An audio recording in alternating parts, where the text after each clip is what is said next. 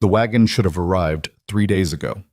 When Caleb Rourke found the wreckage at Dry Creek Crossing, he knew death had visited this place. Splintered wood, scattered belongings, and somewhere in that hell of dust and broken dreams, a woman who'd traveled 1,500 miles to marry him lay dying beneath the Wyoming sun. He had 48 hours, maybe less, to find her before the desert claimed what the crash hadn't finished. This is the story of a mail-order bride who refused to surrender, and the cowboy who tracked her through impossible odds. Stay with me until the end, and comment what city you're watching from. I want to see how far this story travels. The heat that summer of 1883 didn't just beat down on Red Hollow, Wyoming. It punished. It baked the earth until cracks spiderwebbed across the main street like broken pottery. It withered the sparse grass on the surrounding hills to the color of old rope. It made men move slowly, deliberately, conserving every ounce of moisture their bodies held. And it made Caleb Rourke stand at the depot platform every morning at dawn, scanning the eastern horizon for dust clouds that never came. His daughter Ruby stood beside him most mornings, her small hand tucked into his calloused palm. She was 6 years old, with hair the color of prairie wheat and eyes that saw too much for someone so young. She'd learned about loss early. Her mother, Caleb's wife Sarah, had died bringing her into this harsh world, leaving Caleb to raise a daughter alone in a land that showed mercy to neither man nor child. "Pa," Ruby said on the morning of the 4th day, tugging his sleeve. Maybe the lady changed her mind. Caleb's jaw tightened. He folded and unfolded the letter in his pocket. The paper had gone soft from constant handling, the ink fading but still legible.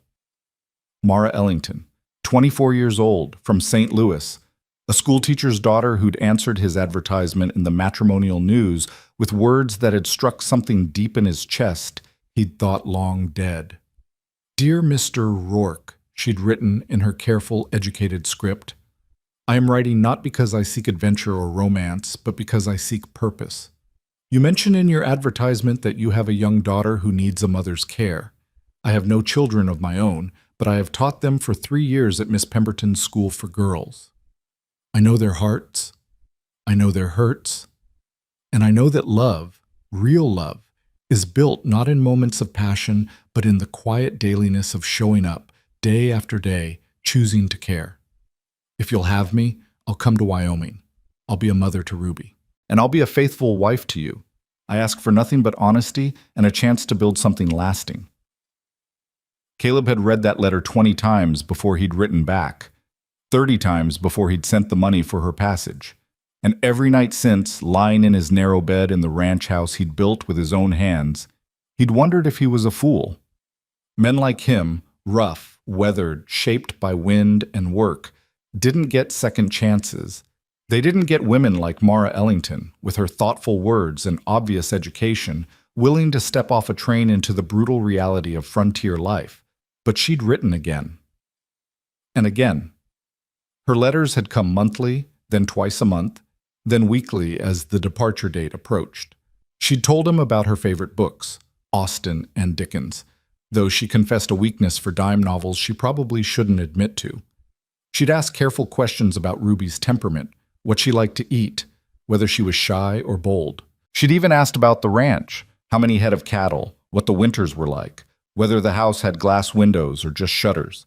Caleb had answered every question with the same painful honesty. 50 head of cattle, give or take. Winters that could kill a man who got careless.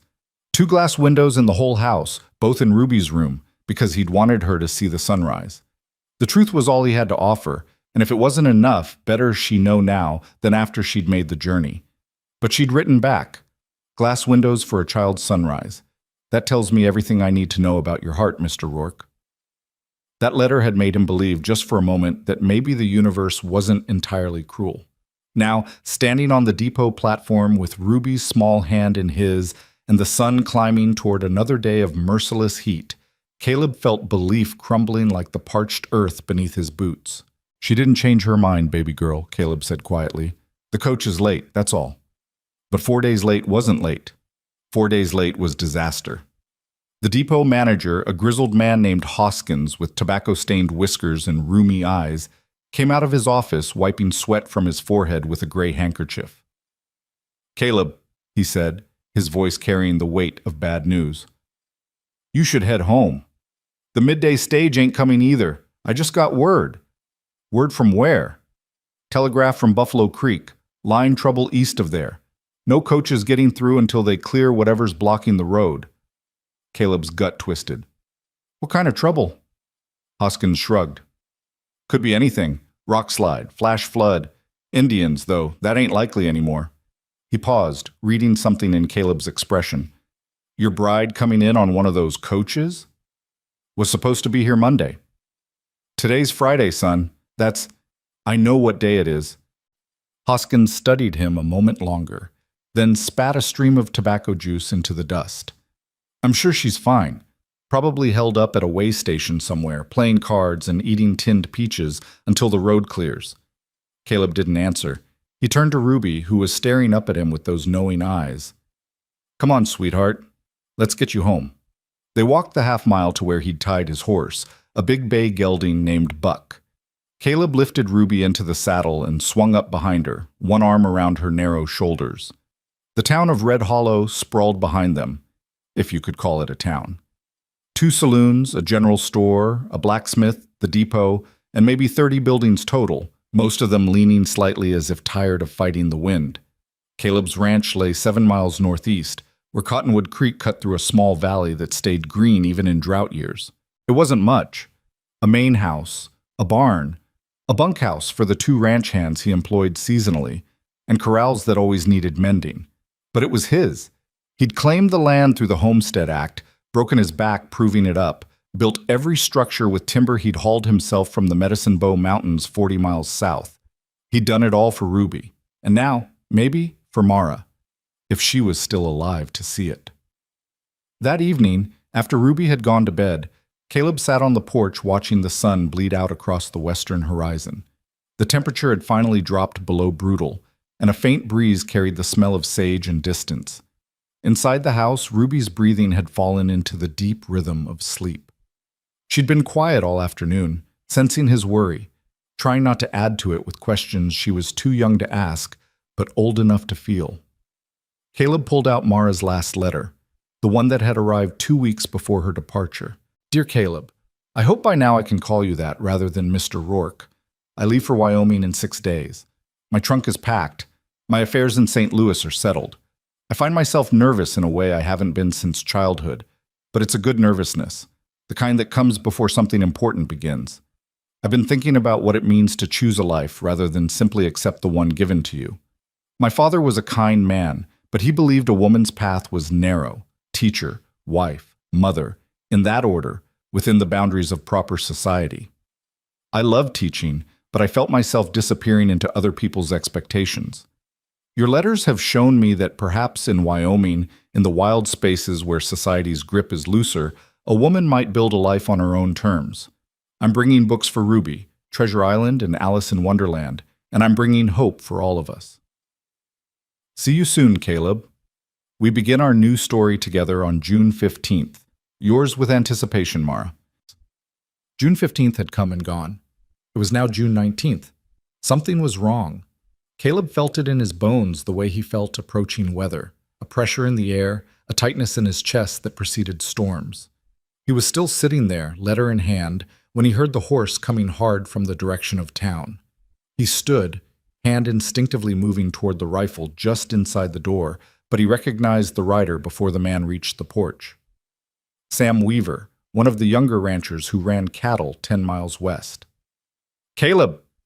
Sam pulled his horse up in a spray of dirt, the animal lathered and heaving. You need to get to town, now! Caleb's heart kicked against his ribs. Why? Stage driver just rode in. Came from Dry Creek Crossing. There's been an accident. Bad one. The world seemed to tilt slightly. How bad? Wagon tipped. Driver said...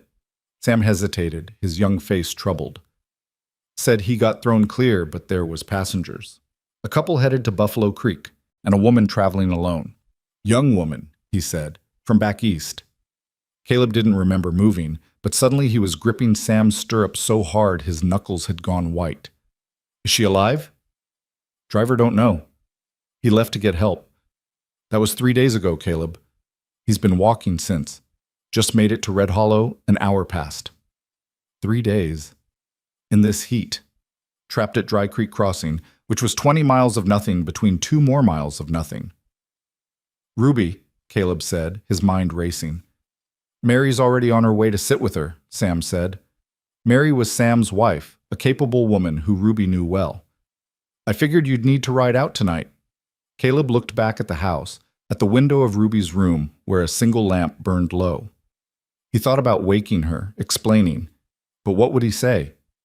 I have to go find a woman you've never met, who might already be dead, who might never have been real to begin with?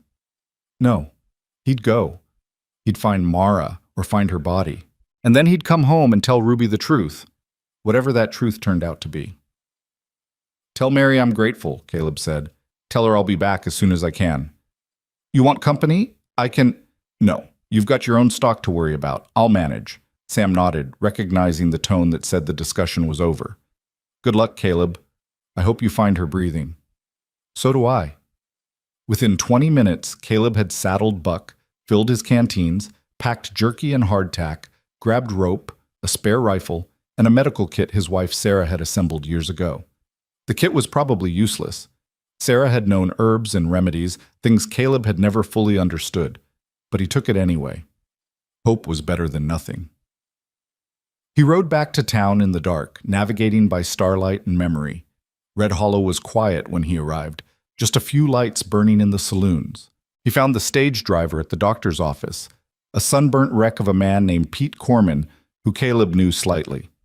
Pete was sitting on the examination table while Doc Harrison treated his blistered feet and sunburned face. Rourke, Pete said when Caleb entered. His voice was hoarse, scraped raw. Weaver said you'd come. Tell me exactly where, Caleb said without preamble, and tell me what you saw. Pete winced as Doc Harrison applied salve to his cracked lips. Dry Creek Crossing. You know it? I know it. Road drops down into the creek bed there, nothing but rocks and sand.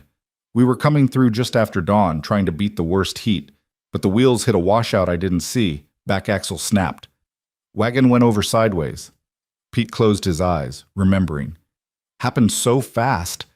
I got thrown 20 feet, landed in sand, lucky as hell. When I got my breath back and looked around, the couple, the Hendersons, they were shook up but walking. Cuts and bruises, nothing serious, but the woman... Mara, Caleb said. Her name is Mara Ellington. Pete nodded slowly. She was trapped.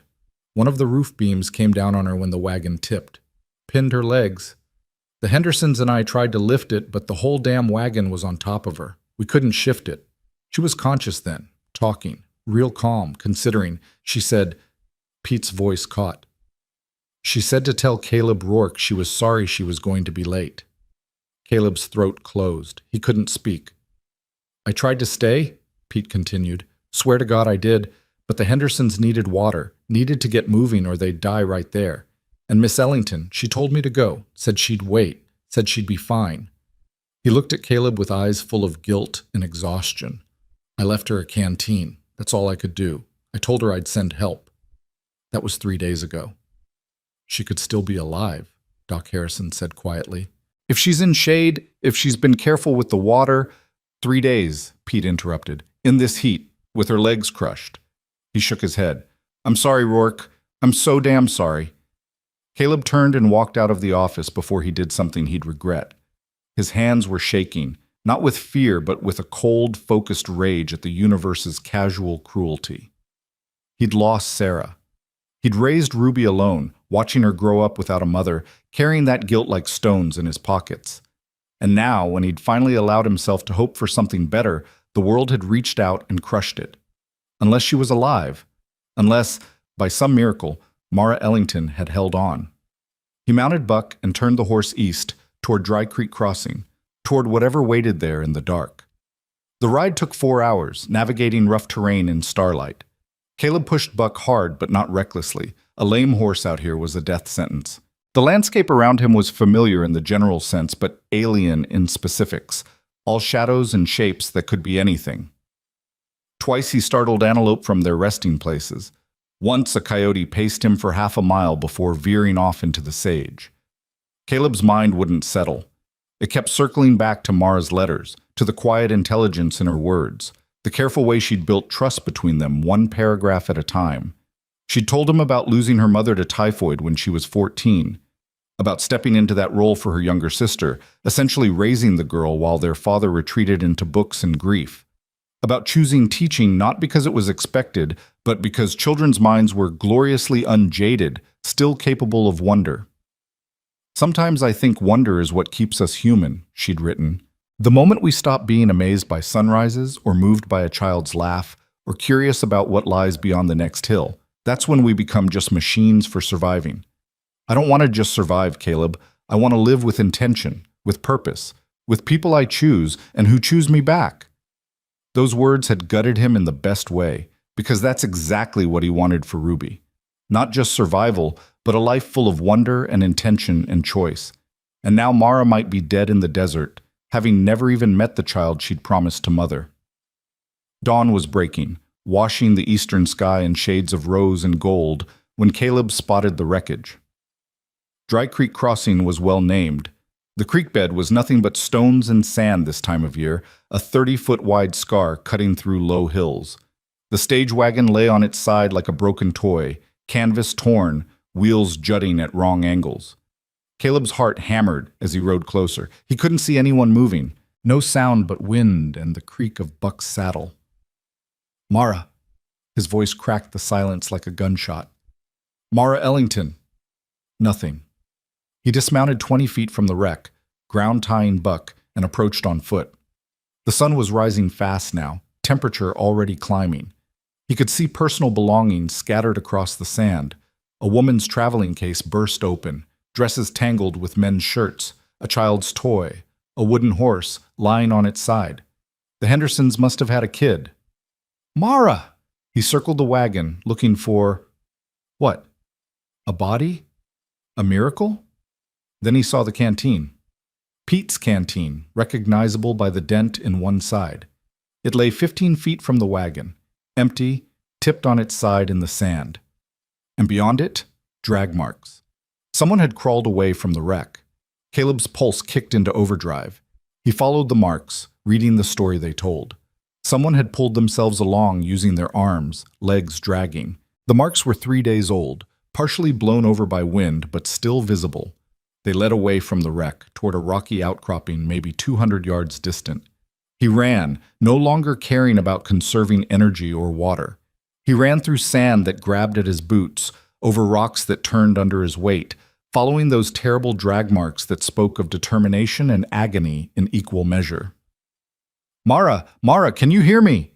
Near the rocks, he found a strip of blue cloth caught on a thorn bush.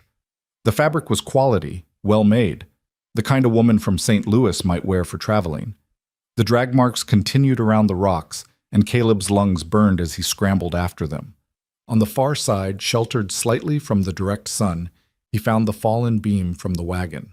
Someone had somehow managed to drag it here, though God only knew how, and trapped beneath it, partially in shadow, lay a woman's form. Caleb fell to his knees beside her. "Mara, Mara, it's Caleb." I'm here." She didn't move. Her face was turned away from him, dark hair matted with sand and sweat. He could see her dress was torn, her legs bent at angles that made him sick to look at. Her skin was burned by the sun, lips cracked and bleeding. With shaking hands, he touched her throat, feeling for a pulse. And there it was. Thready, barely there, but present. She was alive. "Thank God," Caleb breathed. "Thank God you're alive." He assessed the situation with the practical part of his brain that had kept him alive on this frontier for 15 years. The beam across her legs wasn't actually pinning her anymore. She'd managed to work most of herself free, probably over hours or days.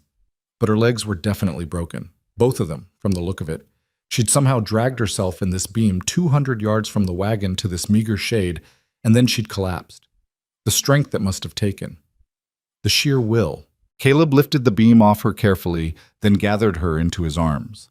She was lighter than he expected, all bones and determination. Her head lolled against his shoulder, and he could feel the terrible heat of fever radiating from her skin. "I've got you," he whispered, standing carefully with her in his arms. "I'm taking you somewhere safe." Just hold on a little longer." She made no sound, didn't open her eyes, but her breathing changed slightly, just a hitch that might have been awareness. Caleb carried her back to Buck, moving as quickly as he dared. The horse shied slightly at the strange burden, but steadied when Caleb spoke to him. Getting her into the saddle was awkward and probably painful. He heard her make a small sound, the first noise she'd made, but he managed it, then swung up behind her, holding her against his chest. "Where's the nearest shelter?" he asked aloud, thinking. Not Red Hollow. That was 4 hours back, and she needed help now. The Henderson place was 20 miles south, but he didn't know the Hendersons well enough to risk it. Then he remembered. The old trapper's cabin at Willow Springs, 3 miles northwest. It had been abandoned for years, but it had walls and a roof and a well that probably still held water. It would have to do. He turned Buck toward Willow Springs and touched his heels to the horse's flanks. "Come on, boy, fast as you can without jostling her." Buck seemed to understand. He moved into a smooth, ground-eating lope that covered distance without jarring. Caleb held Mara against him, one arm supporting her shoulders, the other steadying her broken legs as much as possible. He could feel her heart beating against his chest, feel the shallow rise and fall of her breathing. "Stay with me," he murmured into her hair. "We're almost there. Just stay with me, Mara. I didn't ride 20 miles to lose you now." The cabin appeared through the heat shimmer like a mirage, weathered wood, sagging slightly but intact. Caleb had been here once, years ago, checking on it as part of a sweep for rustlers. The trapper who'd built it, a Frenchman named Levesque, had died or moved on, and the place stood empty. Caleb dismounted carefully, lifted Mara down, and kicked open the cabin door. Inside was a single room, maybe 12 by 12, with a stone fireplace, a rough table, 2 chairs, and a bed frame with no mattress. Dust thick on everything. But the roof was solid, and when Caleb tested the pump at the sink, water coughed out after a few strokes. Rusty at first, then clear. Thank God. He laid Mara on the bed frame, wishing desperately for blankets or a mattress or anything soft. Her fever was raging now, her skin hot enough to burn. He knew heat stroke when he saw it. He'd lost ranch hands to it, seen strong men reduced to confusion and convulsions in hours. Water. She needed water immediately. Caleb pumped frantically, filling a tin cup he found hanging on the wall. He knelt beside her, lifted her head gently, and touched the cup to her lips. "Mara. Mara, you need to drink. Just a little. Come on." Her lips moved slightly. He tilted the cup, letting water trickle into her mouth. Most of it ran down her chin, but she swallowed once, twice. He kept at it, patient, letting her take sips at her own pace. After what felt like hours but was probably 5 minutes, she'd managed maybe a quarter cup.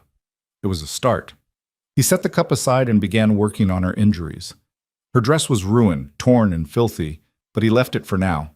Modesty mattered less than survival, but he'd preserve what he could. Her legs were definitely broken, both of them below the knee. The left one was worse, bone visible through torn skin. He'd need to set them properly, but first he had to get her fever down. Caleb stripped off his shirt, soaked it in cold water from the pump, and began bathing her face, her neck, her arms. The water evaporated almost instantly in the heat, but he kept at it, pump and ring, over and over. Her skin was so hot it felt almost inhuman. "Come on," he muttered. "Fight. I know you can fight. You dragged yourself 200 yards with broken legs. You can fight this." Hours passed. The sun climbed to its zenith, turning the cabin into an oven despite the shade. Caleb worked methodically, cool her skin, give her water, check her breathing, repeat. He found dried herbs hanging from the rafters, leftovers from Levesque's time. Some of them he recognized. Willow bark. Sarah had used that for pain and fever. He boiled water in a pot he found, brewed a bitter tea, managed to get some of it down Mara's throat. By mid-afternoon, her fever had broken slightly. Not much, but enough that Caleb felt a small crack in the wall of his fear. "That's it," he whispered. "Come back. Come back to us, Mara." And then, as the sun began its descent toward evening, her eyes opened. They were gray, stormy gray like winter sky, and they focused on him with an intensity that nearly stopped his heart. "Caleb?" Her voice was barely a whisper, hoarse and broken. He leaned closer. I'm here. You're safe. I found you. Ruby? Just the one word, but it carried everything. Question, concern, fear. She's fine. She's at home with a neighbor. She's been worried about you. Mara's eyes closed again, but this time it looked more like relief than unconsciousness. Late, she whispered. Sorry. I'm late. Caleb felt something break open in his chest. This woman, half dead from heat stroke and broken bones, was apologizing for being late to her own wedding. You're right on time, he said softly. Right exactly on time. Her lips curved in the barest hint of a smile.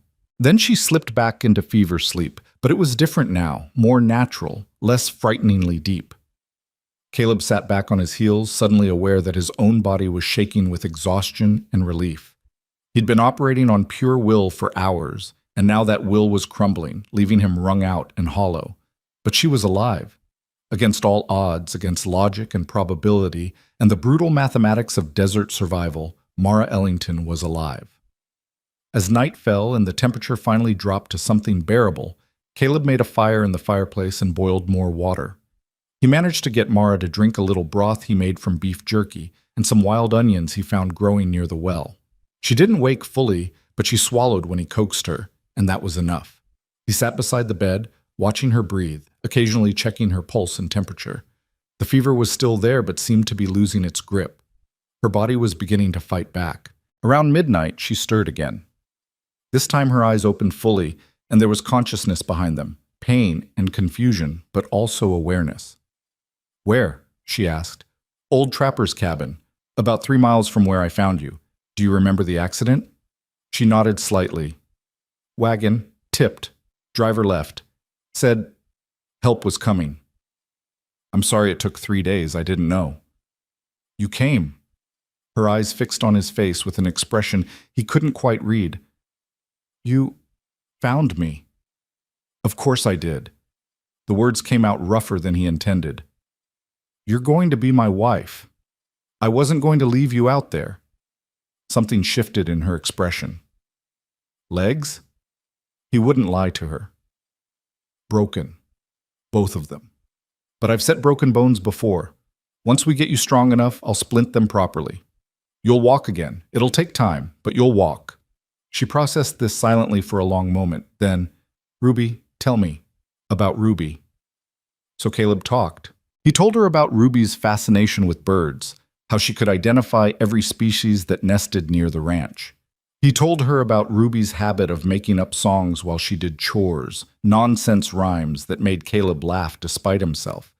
He told her how Ruby slept with an old rag doll Sarah had made, how she was brave about spiders but terrified of thunder, how she asked questions constantly about everything. Mara listened, her eyes never leaving his face. And gradually, as he talked, some of the pain lines around her eyes eased. She sounds wonderful, Mara whispered when he finished. She is, and she's going to love you. You don't know that. I know you dragged yourself 200 yards with broken legs because you're too stubborn to die before meeting her. That's all I need to know. Mara's eyes glistened with tears. I'm not what you expected. No dowry, no family, nothing to offer. Caleb leaned closer, his voice firm. Listen to me. I didn't advertise for a mail-order bride because I wanted money or connections. I did it because Ruby needs a mother, and I need a partner. Someone who'll choose this life. Choose us. You already did that, Mara. You got on a train in St. Louis and traveled 1,500 miles into the unknown. You survived a wagon crash that should have killed you. You fought through 3 days in hell because you'd given your word. That's what you bring to this marriage, and that's enough, more than enough. A tear slipped down her cheek. I'm scared. Of what? That I won't be good enough. That Ruby will see through me. That you'll regret this. Caleb gently wiped the tear away with his thumb. Do you want to be here? Truly?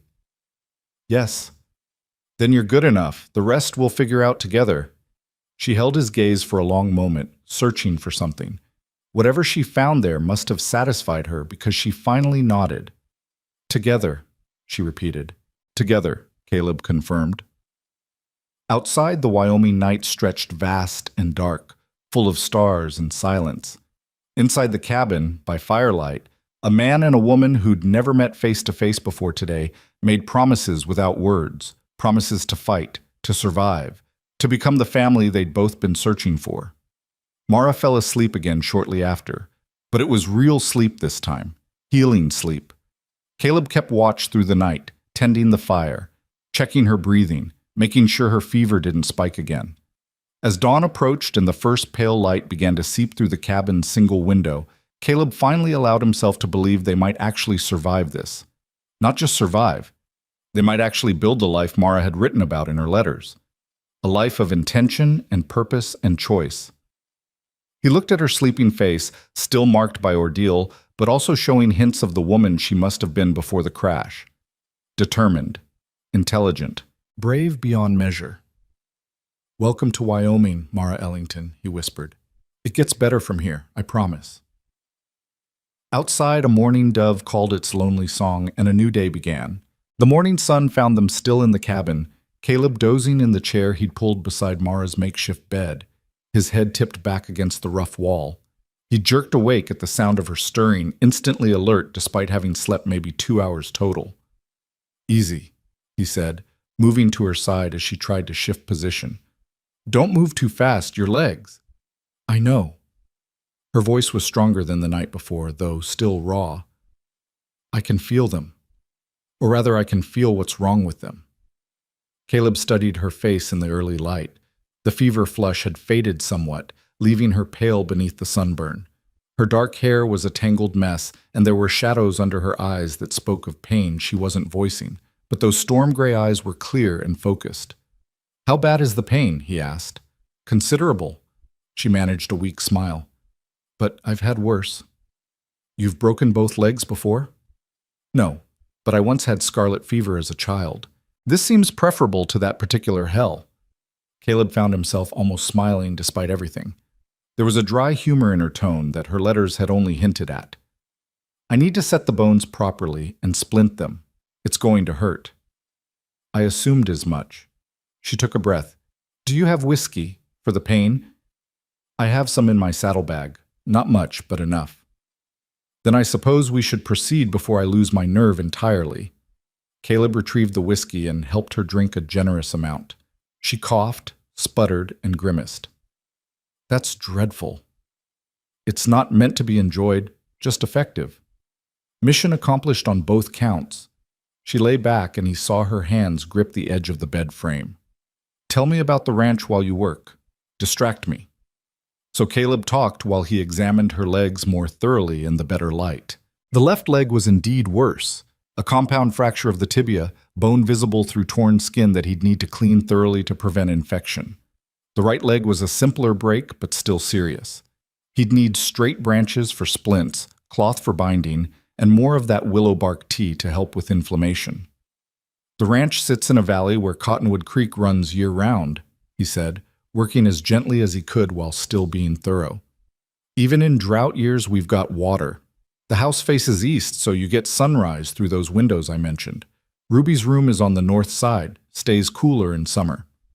There's a garden plot Sarah started that I've kept up, though I'm no farmer. Mostly vegetables. Some herbs." Mara gasped when he touched a particularly tender spot, but nodded for him to continue both the story and the examination. "The barn's solid. Built it the second year, right after the house. Lost some cattle that first winter because I didn't have proper shelter for them. Learned that lesson hard." He paused, assessing what he'd need. "I have to go outside and find some straight branches. Will you be all right for a few minutes?" "I'll endeavor not to run away." That dry humor again. Caleb felt something warm in his chest that had nothing to do with the growing heat of the day. "I'll be quick." He found suitable branches near the creek that fed the cabin's well, 2 sets of reasonably straight willow shoots that would serve as splints. He stripped them of bark and leaves, then returned to find Mara awake and watching the door. "I thought perhaps you'd reconsidered," she said quietly. "Decided that a broken bride wasn't worth the trouble." Caleb knelt beside the bed and met her eyes directly. I'm going to say this once, and I need you to hear it. You are not trouble. You are not a burden. You are a woman who survived something that would have killed most men. You made it 3 days in conditions that have claimed the lives of experienced frontiersmen.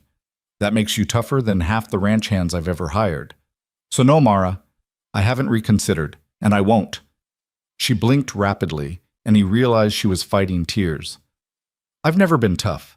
I've always been the bookish one, the careful one, the one who thought too much and acted too little. Then you've been underestimating yourself. He tore strips from his spare shirt to use as binding. Being tough isn't about being loud or reckless. It's about doing what needs to be done even when you're terrified. You did that. You're doing it now. I am terrified, she whispered. Good. Fear means you understand the stakes. It's people who aren't afraid that get themselves killed out here. He positioned the first splint against her right leg, the simpler break. This is going to hurt. Are you ready? She gripped the bed frame again, knuckles white. No, but do it anyway. Setting the bone required pressure and precise movement, pulling the leg straight while feeling for the alignment of broken ends. Mara made a sound halfway between a gasp and a scream, biting it off quickly, but Caleb heard it and it cut him. He worked as fast as he dared, getting the bone aligned, then securing the splint firmly with the cloth strips. One down, he said quietly. The left is going to be worse. I have to clean it first. I understand. Her voice shook despite her obvious effort to control it. Infection would kill me as surely as the desert. It won't kill you. I won't let it. She looked at him then, really looked, and something passed between them, an acknowledgement of what this was, what they were becoming to each other without having planned it. Not the polite courtship of letters, not the formal arrangement of a mail-order marriage, but something forged in crisis and survival, more binding because of it. Caleb cleaned the wound with boiled water and what was left of his whiskey, trying to be thorough without causing more damage than necessary. Mara's breathing went ragged, quick and shallow, but she didn't cry out. When he finally began setting the bone, though, she did scream, a short, sharp sound that she cut off by biting her own hand hard enough to leave marks. I'm sorry, Caleb said, working quickly now. I'm so damn sorry, Mara. Not your fault, she gasped out between breaths. Just finish. He did, securing the second splint and binding it firmly. When he finally stepped back, his hands were shaking and sweat dripped down his face despite the morning coolness still lingering in the cabin. Mara lay very still, breathing hard, tears streaming down her temples into her hair. Is it done? It's done. The worst is over. I should hope so. I'd hate to think it gets worse from here. Caleb surprised himself by laughing, a short, exhausted bark of sound. You're going to fit right in out here? Wyoming doesn't suffer whiners. Noted. She closed her eyes, exhausted by pain. Will I really walk again, or were you simply being kind last night? You'll walk. It'll take months, probably. You'll need to be patient. Let the bones heal properly. But yes, you'll walk. Months, she repeated softly. That's a long time to be helpless. You won't be helpless. You'll be healing. There's a difference. She was quiet for a long moment, then opened her eyes again. Caleb, I need to tell you something, before we go any further, before you take me to meet Ruby. He heard the seriousness in her tone and sat in the chair, giving her his full attention. All right. I wasn't entirely truthful in my letters. Not dishonest, exactly, but not complete truth either. Caleb's gut tightened, but he kept his expression neutral. I'm listening. I told you my father was a school teacher. That was true. I told you my mother died when I was 14. Also true. What I didn't tell you was that my father remarried 3 years ago to a woman who had very specific ideas about what her stepdaughter should become. My younger sister Lily, she accommodated. Became exactly what Mrs. Eleanor Ellington wanted, mannered, proper, quiet.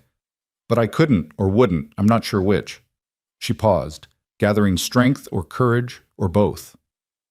There was a man in St. Louis, Theodore Grimsby, son of my father's patron, a wealthy man who funded the school. Theodore was persistent in his attentions. When I declined his proposal, twice, he became less pleasant about it, started making implications about my character. about my suitability as a teacher, about my father's position at the school. He tried to force you into marriage, Caleb said flatly. Not in so many words, but yes. The pressure was considerable. My stepmother sided with him naturally. She saw it as an excellent match. My father... Mara's voice went quiet. My father said nothing, did nothing. And that's when I knew I had to leave.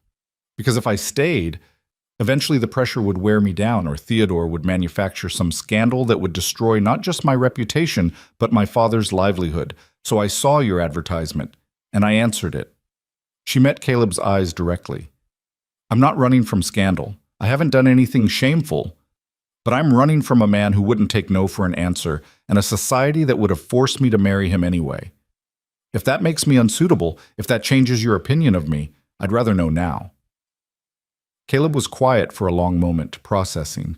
Then he leaned forward, elbows on his knees, and spoke carefully. Out here, Mara, a person's past matters a hell of a lot less than who they are in the present. Nobody in Red Hollow knows you came from St. Louis unless you tell them. Nobody knows about Theodore Grimsby unless you want them to. And speaking personally, he held her gaze. Any man who tries to force a woman into anything deserves to be horsewhipped.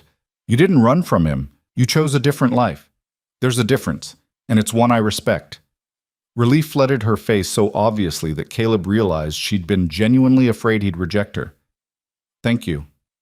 Don't thank me for basic decency, but I appreciate you telling me. He stood, moving to check the water supply. We need to get you stronger before we attempt the ride back to Red Hollow. Another day at least, maybe 2. Can you eat something? I can try. He made a thin soup from the jerky and some wild onions, adding a handful of oats he'd brought in his saddlebag. It wasn't much, but it was hot and nourishing. Mara managed half a bowl before exhaustion claimed her again. Caleb spent the rest of the morning making the cabin more livable, cleaning, organizing supplies, checking the integrity of the roof and walls. Around noon, he shot a rabbit that had been foolish enough to come near the cabin. By evening, Mara was awake again and strong enough to sit partially upright while he changed the bandages on her wounded leg. Tell me about Sarah, she said as he worked. Ruby's mother, your wife. Caleb's hand stilled for just a moment. What do you want to know? Whatever you're willing to tell. I don't want to replace her, Caleb. I know I can't. But I need to understand who she was. For Ruby's sake, if nothing else. He finished rewrapping the bandage before answering. Sarah was a force of nature, small woman, barely 5 feet tall, but she had a will that could bend steel. She was a rancher's daughter from Montana, knew horses and cattle better than most men I've met. When we married, she was 19 and I was 22. We had 7 good years together before Ruby came. His voice went quieter. Sarah knew something was wrong from the beginning of the pregnancy. She could feel it. The midwife said everything was fine, but Sarah knew. She made me promise that if it came down to a choice, I'd save the baby. I tried to tell her it wouldn't come to that, but she made me swear anyway. Mara's hand found his, squeezed gently. Labor went on for 2 days, Caleb continued. Sarah fought so hard, but in the end, her body just gave out. She held Ruby once, just once, long enough to look at her and smile. Then she looked at me and said, "Take care of our girl." And she was gone. Silence filled the cabin. Somewhere outside, a bird called. She sounds remarkable, Mara said softly. She was. And Ruby deserves to know about her. I've told her some things, but she was just a baby. She doesn't remember. Then we'll tell her together. We'll make sure Sarah stays alive in Ruby's heart. Mara's fingers tightened on his hand. I meant what I said in my letters, Caleb. I'm not looking to erase the past. I'm looking to build on it. But something in Caleb's chest loosened, a knot he hadn't fully realized was there. I think Sarah would have liked you. She always respected people who said what they meant, and meant what they said. Then I hope to honor her memory by being that person for Ruby. They spent the rest of the evening talking, real talking, the kind that letters could only approximate. Mara told him about her years teaching, about the children who'd touched her heart, about the satisfaction of watching understanding dawn in a young face. Caleb told her about the early years of ranching, the mistakes he'd made, the lessons learned through trial and error, and sometimes sheer luck. As night fell and the temperature dropped, Caleb built up the fire and made more of the willow bark tea. Mara's fever had stayed down, and her color was improving. The broken legs would take time, but infection didn't seem to be setting in. "Caleb," she said, as the fire crackled and shadows danced on the walls, "what happens when we get back to Red Hollow? Do we proceed with the marriage? Or do we wait until I can walk down whatever aisle exists out here?" He considered the question carefully. "What do you want to do?" "I asked you first." "That's not an answer, Mara." She smiled faintly. "No, I suppose it isn't." She looked at the fire for a long moment. "In my letters, I thought I knew what I wanted. A practical arrangement. A partnership based on mutual need and respect. But now, after these past 2 days, I find myself wanting more. Or perhaps differently. Not romance necessarily, though I wouldn't object to that eventually, but a real choice. Made freely by two people who know exactly what they're choosing. And what are we choosing? Each other. Despite the circumstances, despite the chaos, despite the fact that I can't even stand up." She looked at him directly. "I choose you, Caleb Rourke. And I choose Ruby. And I choose this life, broken legs and all. But I need to know that you're choosing me too. Not just accepting me because I showed up, or because you feel obligated, but actually choosing me." Caleb moved closer, sitting on the edge of the bed frame carefully to avoid jostling her legs. "I watched you lie there, barely breathing yesterday morning, and I realized something. I'd read your letters so many times that your voice was in my head. Your thoughts, your way of seeing things. And the idea of never actually hearing that voice, never having those conversations in person, never watching you and Ruby together, it made the world feel emptier than it's felt since Sarah died." He took her hand, feeling the calluses on her fingers from years of holding chalk and pens. "I choose you, Mara. I chose you when I wrote back that first time. I chose you when I sent money for your passage. I chose you when I rode 20 miles through the night to find you. And I'm choosing you now. Every day from here forward, I'm choosing you." Mara's eyes filled with tears, but she was smiling. "Then I suppose we're engaged. Properly engaged. Not just arranged, but chosen." "I suppose we are." "Caleb?" "Yes?" "Would you kiss me?" "I realize we're not married yet, and perhaps it's forward of me, but I'd like to be kissed by the man I'm going to marry. Just once. To make it real." Caleb leaned forward slowly, giving her time to change her mind. But she didn't pull away. When his lips met hers, it was gentle, careful of her injuries and exhaustion. But it was also real and true and full of the promise they'd just made to each other. When they separated, Mara was blushing. "Well, that was worth surviving for." Caleb laughed, surprised by the joy that bubbled up despite everything. "Was it everything you hoped?" "It was better. It was real." She settled back against the rough wood of the bed frame. "When we get back to Red Hollow, how long will it take to arrange a proper wedding?" "Proper by whose standards? We've got a minister who comes through once a month. Judge Henry can perform marriages anytime, or we can wait and do something bigger if you want." "I think," Mara said slowly, "that I'd like something simple. Your daughter, the minimum legal requirement, and the man I love. That's enough." "The man you love?" Caleb raised an eyebrow. She met his eyes steadily. "Too soon?" "Maybe. But I don't think that makes it less true." "No," she agreed softly. "I don't think it does." They fell into comfortable silence then, listening to the fire and the night sounds outside. Caleb found himself thinking about the future, not with the anxiety he'd felt for years, but with something approaching hope. Ruby would have a mother.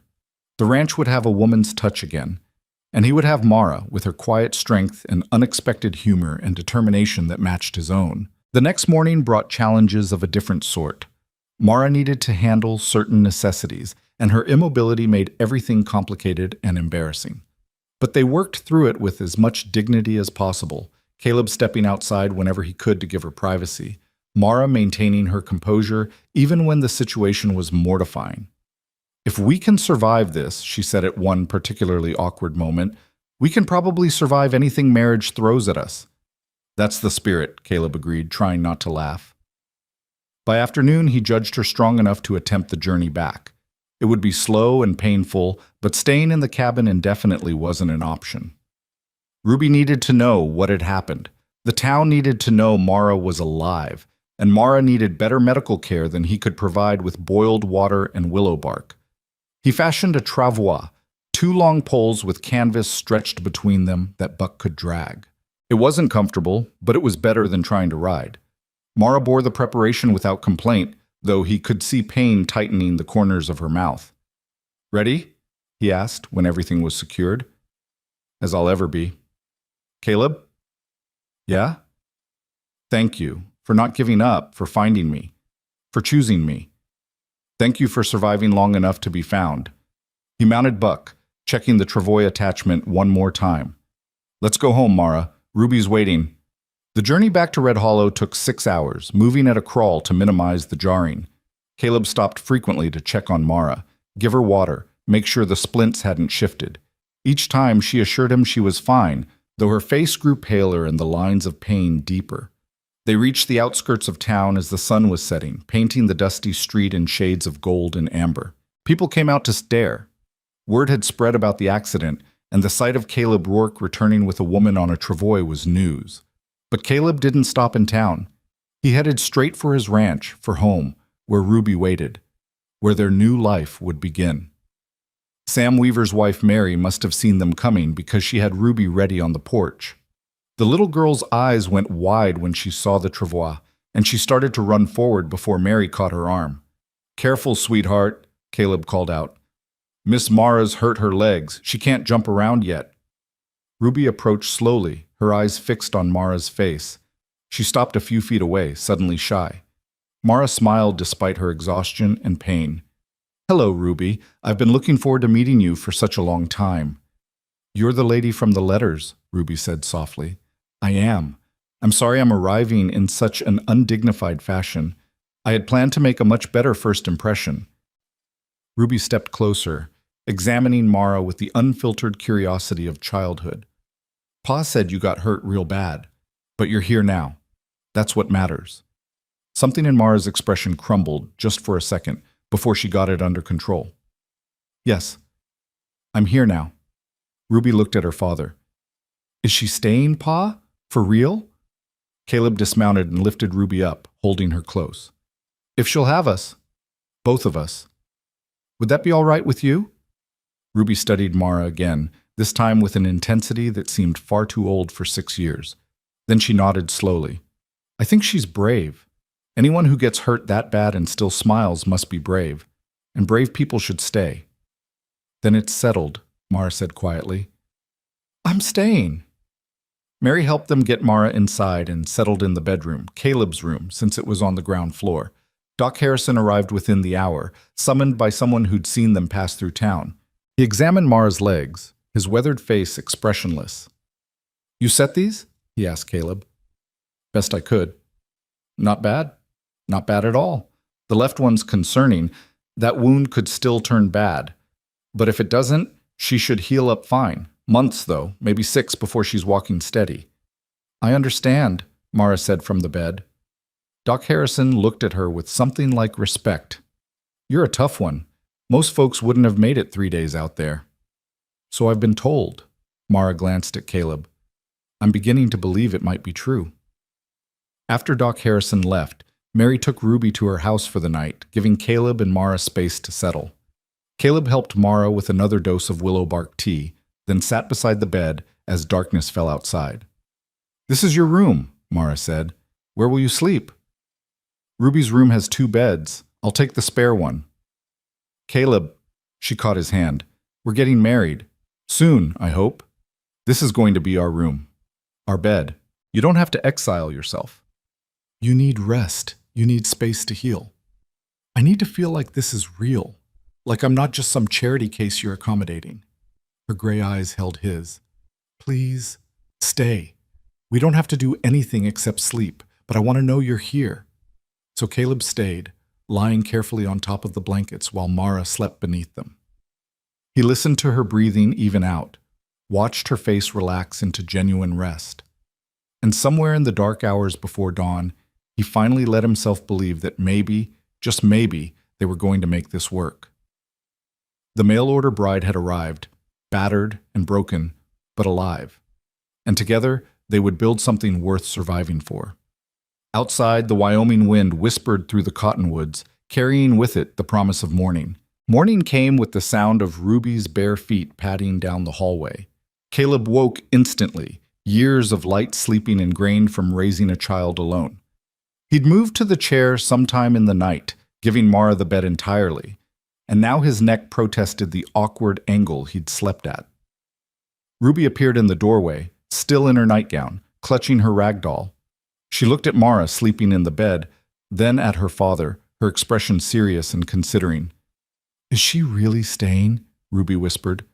Caleb stood carefully, joints popping, and guided Ruby back into the hallway so they wouldn't wake Mara. "Yes, baby girl, she's really staying." "And you're going to marry her, like you and Mama were married?" "That's right." Ruby was quiet for a moment, her small fingers working at a loose thread on her doll's dress. "Will she want me to call her Mama?" The question hit Caleb harder than he'd expected. "I don't know. That's something you and Mara will have to figure out together. But Ruby, listen to me." He knelt down so they were eye level. "Nobody's trying to replace your mama. Sarah was your mother, and nothing changes that. But Mara wants to love you too. Is that all right?" Ruby nodded slowly. "I think so. She has kind eyes. Even when she was hurting yesterday, her eyes were kind." "They are, aren't they? Pa, will her legs really get better?" "Doc Harrison says yes, but it'll take a long time. She won't be able to walk or do much for months." Ruby processed this with the seriousness she brought to most things. "Then I guess we'll have to take care of her, the way she's supposed to take care of us." Caleb pulled his daughter into a hug, feeling that familiar ache in his chest that came from loving someone so much it hurt. "When did you get so wise?" "I'm 6, Ruby said matter-of-factly. "That's pretty old." From the bedroom, they heard Mara stirring. Ruby pulled back from the hug. "Can I take her breakfast? I know how to make porridge. Mary taught me." "I think she'd like that very much." They moved to the kitchen, and Caleb watched as Ruby carefully measured oats and water, stirring the pot with determined concentration. She was wearing her serious face, the one that appeared when she was trying very hard to do something important correctly. When the porridge was ready, Ruby insisted on carrying it herself, walking with exaggerated care so as not to spill. Caleb followed behind, ready to catch the bowl if needed, but Ruby made it to the bedroom without incident. Mara was awake, propped up on pillows Caleb had arranged the night before.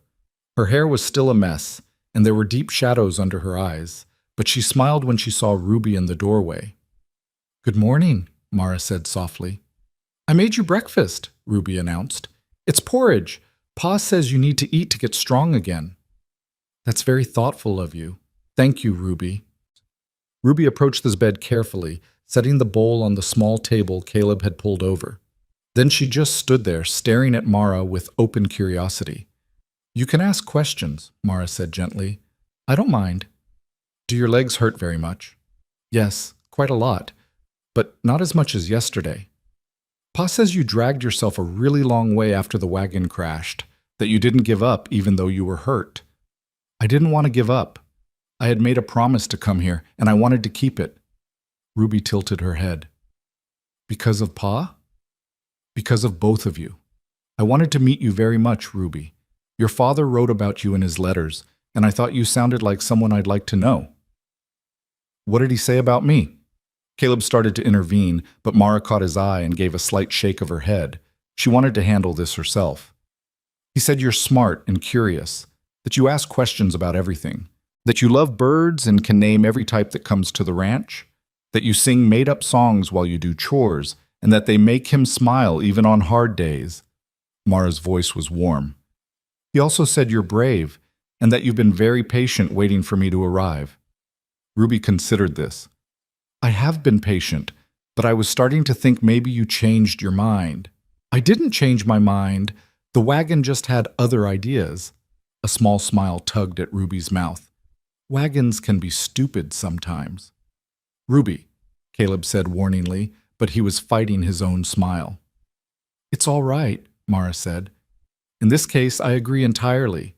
That particular wagon was exceptionally stupid." Ruby's smile widened and something in the room shifted, a small barrier coming down.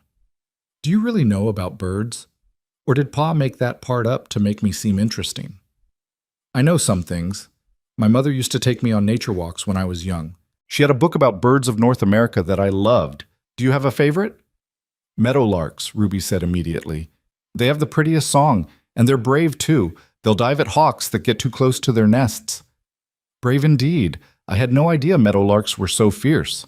"Most people don't know. They think larks are just pretty singers, but they're warriors when they need to be." Mara's eyes met Caleb's over Ruby's head, and he saw understanding there. Ruby was talking about more than birds. "I brought you books," Mara said. "They're in my trunk, which I assume is somewhere in this house if it survived the crash." "It survived," Caleb confirmed. "It's in the front room. Got banged up, but intact." Ruby's eyes lit up. "Real books? New ones? Treasure Island and Alice in Wonderland? Have you read either?" "No, we only have Pa's cattle ledgers and Mama's Bible and one book about Wyoming history that's mostly boring." "Ruby," Caleb said again, but with less conviction. "It is mostly boring, Pa, except the parts about Indian battles. Those are exciting." Mara laughed, a real laugh despite her obvious discomfort. "Well, perhaps we can read the new books together once I'm feeling a bit stronger. Would you like that?" Ruby nodded enthusiastically. Then, with the sudden shift of childhood attention, she said, "I should go get dressed. Mary's going to wonder where I am." She started for the door, then turned back.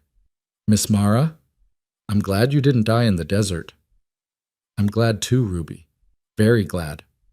After Ruby left, Caleb brought Mara water and checked her bandages while she ate the porridge Ruby had made.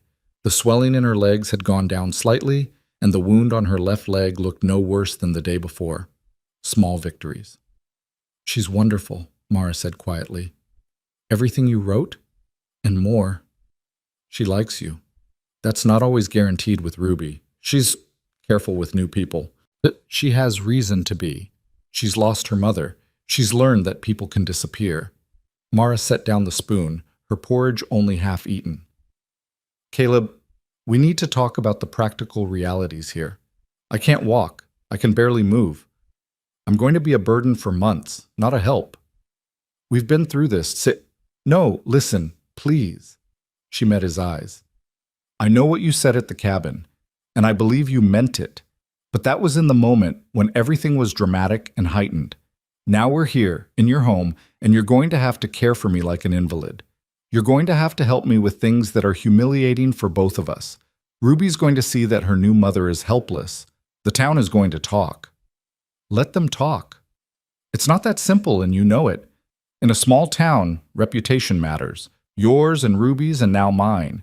If we're not careful, this situation could become, what, scandalous?" Caleb sat on the edge of the bed.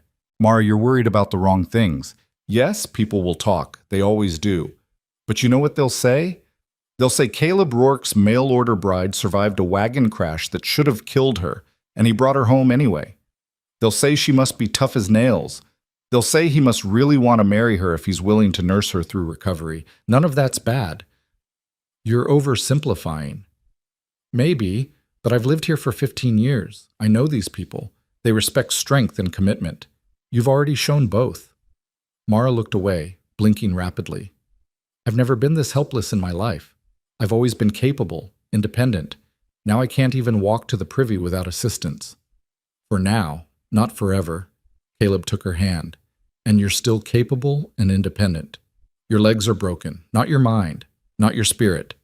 You're still the woman who wrote those letters, who taught children, who made the choice to come here. None of that's changed.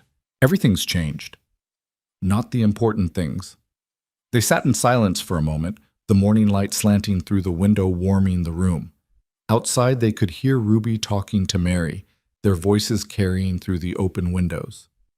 "When do you want to do the wedding?" Mara asked finally. "Whenever you're ready. Tomorrow? Next week? Next month? Tomorrow seems ambitious given my current state. Then next week. Judge Henry comes through on Thursdays. We could do it here in this room if you want. Keep it small." Mara turned back to him, searching his face. "You really mean it? You want to marry me, broken legs and all?" "I really mean it. Why? And please don't tell me it's because Ruby needs a mother or because you gave your word. I need to know the real reason." Caleb thought about how to answer that. The truth was complicated, layered with grief and hope and fear and something that might be growing into love, though it was too soon to call it that with certainty. "I'm 37 years old," he said finally. "I've lived alone, more or less, for 6 years since Sarah died. I've gotten used to it. The silence, the routine, the safety of not having to open myself up to another person. When I placed that advertisement, I told myself it was just practical. Ruby needed a mother. The ranch needed help. Simple equation." He paused, gathering his thoughts. "But then your letters started coming, and they weren't what I expected. You didn't write about wanting adventure or romance. You wrote about purpose and intention and building something that mattered. You asked real questions about Ruby, not just surface things. You told me hard truths about yourself. And somewhere in those letters, I started to feel something I hadn't felt since Sarah. Like maybe the world wasn't quite so empty after all." Mara's eyes were bright with unshed tears. "When I found you in the desert," Caleb continued, "half dead and still fighting, still holding on, I realized I didn't just want a mother for Ruby or help on the ranch. I wanted you. This specific, stubborn, brave woman who refused to give up even when giving up would have been easier. So yes, Mara, I want to marry you. Broken legs don't change that." A tear slipped down Mara's cheek. "I'm not brave. I'm terrified. Of failing Ruby. Of failing you. Of being a burden instead of a partner. Then we'll be terrified together." He wiped the tear away gently. "Being scared doesn't make you weak. It makes you human." "Caleb Rourke, you're far too kind for your own good.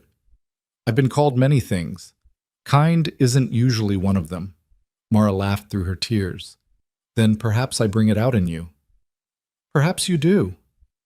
The next few days fell into a pattern. Caleb tended to Mara's needs in the morning, changed her bandages, helped her with necessities that they both pretended were less mortifying than they actually were. Ruby visited constantly, bringing flowers she'd picked, asking endless questions, gradually growing more comfortable. In the afternoons, when Mara was strongest, she began reading to Ruby from Treasure Island, and Caleb would listen from the doorway, watching his daughter's face light up with the adventure. But it wasn't all smooth. Pain kept Mara awake at nights, and Caleb would hear her trying to stifle groans so as not to wake him. The wound on her left leg looked angry and inflamed despite his careful cleaning, and he worried about infection taking hold. And there were moments when Mara's spirits would crash, when she'd turn her face to the wall and refuse to talk, overwhelmed by helplessness and pain. On the fourth day, Sam Weaver and his wife Mary came to visit, bringing food and well wishes. Other neighbors followed. The Hendersons, who'd been in the wagon crash with Mara and had made it to safety. Mrs. Chen from the general store. Even old Hoskins from the depot. But not everyone who came had kindness in mind. On the fifth day, 3 women from town arrived together. Mrs. Gertrude Vale, wife of the bank manager. Mrs. Patricia Summers, whose husband owned the largest spread in the county. And Miss Constance Hart, the schoolteacher who'd held her position for 20 years and guarded it jealously. Caleb met them on the porch, Ruby at his side. "Mr. Rourke," Mrs. Vale said, her voice dripping with false sympathy, "we've come to welcome your fiancé and to offer our assistance in this difficult time." There was something in her tone that put Caleb's back up immediately. "That's kind of you. Mara's resting at the moment." "Oh, we wouldn't dream of disturbing her rest," Mrs. Summers cut in. "We simply thought, given the circumstances, you might need guidance on how to proceed appropriately." "Appropriately," Caleb repeated flatly. "Well, yes." Miss Hart stepped forward, her thin face pinched with disapproval. "It's highly irregular, Mr. Rourke, an unmarried woman living in your home. Even given her injuries, people will talk. They are talking. Let them." "But think of Ruby," Mrs. Vale said, putting a hand on Ruby's shoulder. Ruby immediately stepped away from the touch. "A child needs to be raised in a proper environment, with proper examples." Caleb felt his temper rising, but before he could respond, a voice came from inside the house. "I may be bedridden, but I'm not deaf." The women turned to see Mara in the doorway to the bedroom, leaning heavily on the doorframe.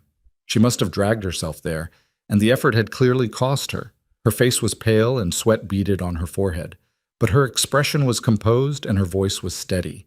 "If you have concerns about my presence in this house," Mara continued, "then address them to me directly, not to Caleb. Not in front of his daughter." Mrs. Vale recovered first, arranging her face into a smile. "Miss Ellington, we're simply trying to help." "Are you?" "Because it sounds rather more like judgment disguised as assistance." Mara's gray eyes were cool. "Let me clarify the situation for you. I am Caleb's fiancée.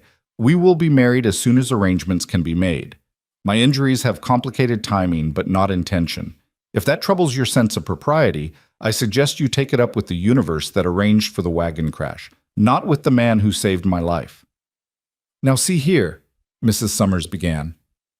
"No, you see here." Mara's voice sharpened.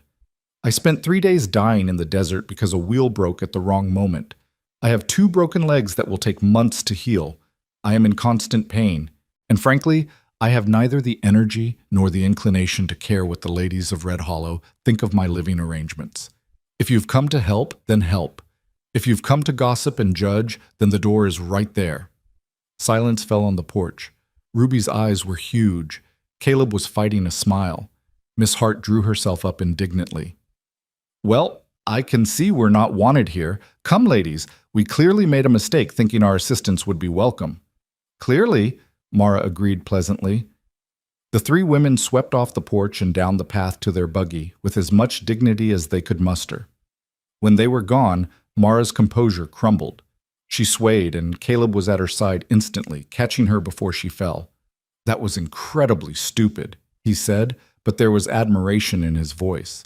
"You shouldn't be on your feet at all." "I know, but I couldn't let them talk about you that way. About us." She leaned heavily against him. "Was I too harsh?" "You were perfect." He lifted her carefully, carrying her back to the bed. "Though you probably just made enemies of the 3 biggest gossips in town. Then I'll have to live with that." Mara settled back against the pillows with a grimace. "I won't let people imply there's anything improper happening here. I won't let Ruby hear that kind of talk." Ruby appeared in the doorway, her eyes shining. "That was amazing. You made them go away." "I may have been a bit rude," Mara admitted. "They were rude first," Ruby declared. "You were just honest." "From the mouths of babes," Caleb murmured. But despite Mara's brave stand, the women's visit left a shadow.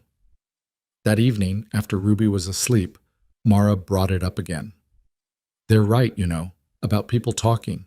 I told you I don't care, but I do. Not for myself, for Ruby." Mara's voice was quiet but firm. "She's young enough that she doesn't fully understand yet what people are implying. But she will. And when she does, she'll hear that her father took in a stranger and lived unmarried under one roof. She'll hear that I was improper, that we were improper. Then we'll get married sooner, this week. I'm bedridden, Caleb. I can barely sit up without help. How is that a proper wedding? Who decides what's proper? Judge Henry can marry us right here in this room. Ruby can be there. That's all we need." Mara was quiet for a long moment. "You'd really do that? Marry me now, like this, when I can't even stand?" "I'd marry you tomorrow if you'd have me." She turned to look at him, really look at him, and something in her expression made Caleb's heart beat faster. "Then ask me, properly, the way it should be asked." Caleb moved to kneel beside the bed, taking her hand in his. "Mara Ellington, you're the bravest, stubbornest, most extraordinary woman I've ever met. You've survived things that would break most people. You've chosen me and Ruby when you had every reason to run. Will you marry me? Not because it's practical or proper, but because I want to spend my life with you. Because I want to see who we become together. Will you be my wife?" Tears streamed down Mara's face, but she was smiling. "Yes, yes, Caleb Rourke, I'll marry you. Tomorrow, next week, whenever you can arrange it. Yes." He leaned forward and kissed her, tasting salt from her tears and something sweet underneath. When they pulled apart, they were both smiling. "Thursday," Caleb said. "Judge Henry comes through on Thursday. We'll do it then." 4 days? I can manage 4 days. Can you? I dragged myself through the desert with 2 broken legs. I can certainly survive 4 more days of gossip and disapproval, Caleb laughed. That's my girl. Your girl, Mara repeated softly. I like the sound of that. Thursday arrived with storm clouds gathering on the horizon, the kind that promised a rare summer rain. Judge Henry arrived at noon in his dusty buggy, accompanied by his clerk who would serve as witness. Sam and Mary Weaver came as well, at Caleb's invitation, and Doc Harrison stopped by to check on Mara before the ceremony. Well, Doc said after examining her legs, the swelling's gone down considerably. The wound's healing clean, no infection. You're a lucky woman, Miss Ellington. I prefer to think I'm stubborn rather than lucky, Mara replied. That too. Doc packed up his bag. You'll do fine. Both of you will. Ruby helped Mara get ready, brushing out her dark hair and braiding it simply. Someone, Mary, probably, had brought a dress in soft blue cotton that fit reasonably well. It wasn't a wedding dress, not really, but it was clean and pretty, and that was enough. Caleb wore his best shirt, the one he saved for town meetings and the occasional funeral. He'd shaved carefully, and Ruby had informed him solemnly that he looked very handsome, Pa. When everyone was gathered in the bedroom, Judge Henry at the foot of the bed, Ruby standing beside Mara, Mary and Sam, and Doc Harrison filling the small space, Caleb took Mara's hand and the ceremony began. Judge Henry kept it short and simple, the words familiar and worn smooth with use. Dearly beloved, we are gathered here today. But despite the brevity, despite the unconventional setting, despite everything that had gone wrong to bring them to this moment, something profound was happening. 2 people who'd known each other only through letters and a handful of days were binding their lives together, choosing each other deliberately in front of witnesses. Do you, Caleb Michael Rourke, take this woman to be your lawfully wedded wife? I do. And do you, Mara Catherine Ellington, take this man to be your lawfully wedded husband? Mara's voice rang clear. I do. Then by the power vested in me by the territory of Wyoming, I now pronounce you husband and wife. Judge Henry smiled. You may kiss your bride, Caleb. Caleb leaned down, mindful of Mara's injuries, and kissed her gently. When they pulled apart, Ruby was beaming, Mary was wiping tears, and Sam was grinning like this was the best entertainment he'd seen all year. Congratulations, Mrs. Rourke, Caleb said softly.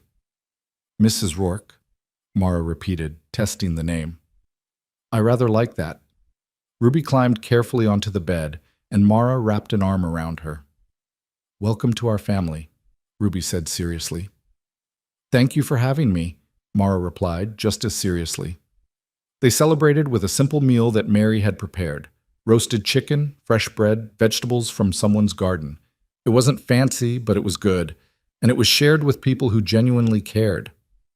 As evening fell and the gathering broke up, Judge Henry pulled Caleb aside. That's a remarkable woman you've married. I know. The town's going to test her, test both of you. People like the Vales and the Summers don't give up their disapproval easily. We'll manage. I believe you will. Judge Henry clapped him on the shoulder. But don't underestimate how hard it might get. Mara's going to be housebound for months. She's going to need support that goes beyond medical care. Make sure she has friends. Make sure she doesn't feel isolated. I will.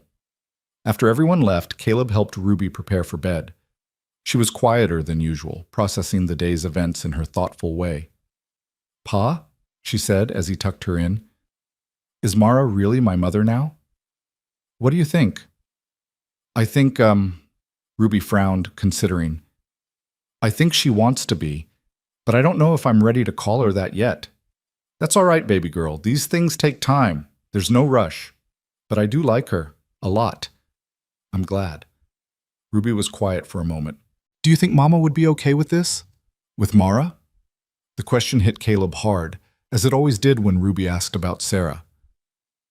I think your mama would want us to be happy, to have family, to not be alone, and I think she'd like Mara very much. Me too, Ruby whispered. Then, Pa, I'm glad Mara didn't die in the desert. I'm really, really glad. So am I, sweetheart. So am I.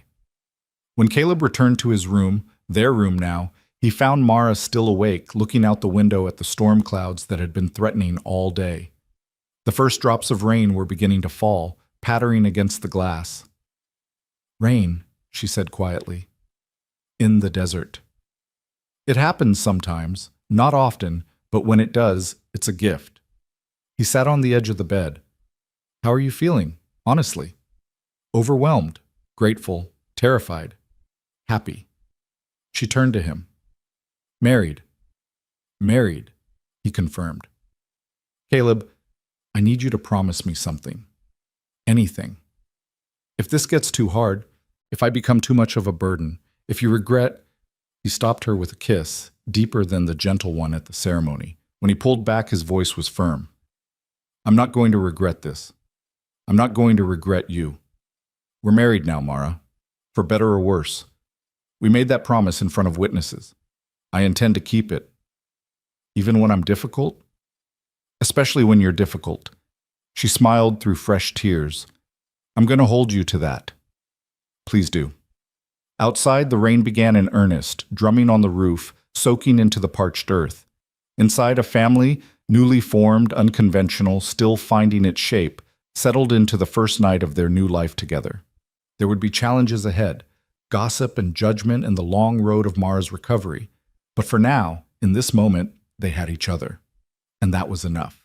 The rain continued through the night, steady and soft, a sound that usually brought comfort. But Mara couldn't sleep.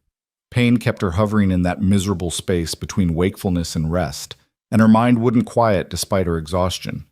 She was married now, truly married, to a man she'd known in person for less than a week, to a child who was trying so hard to be brave about accepting a stranger as family. What had she done? Beside the bed, Caleb sat in the chair where he'd been spending his nights, his breathing deep and even.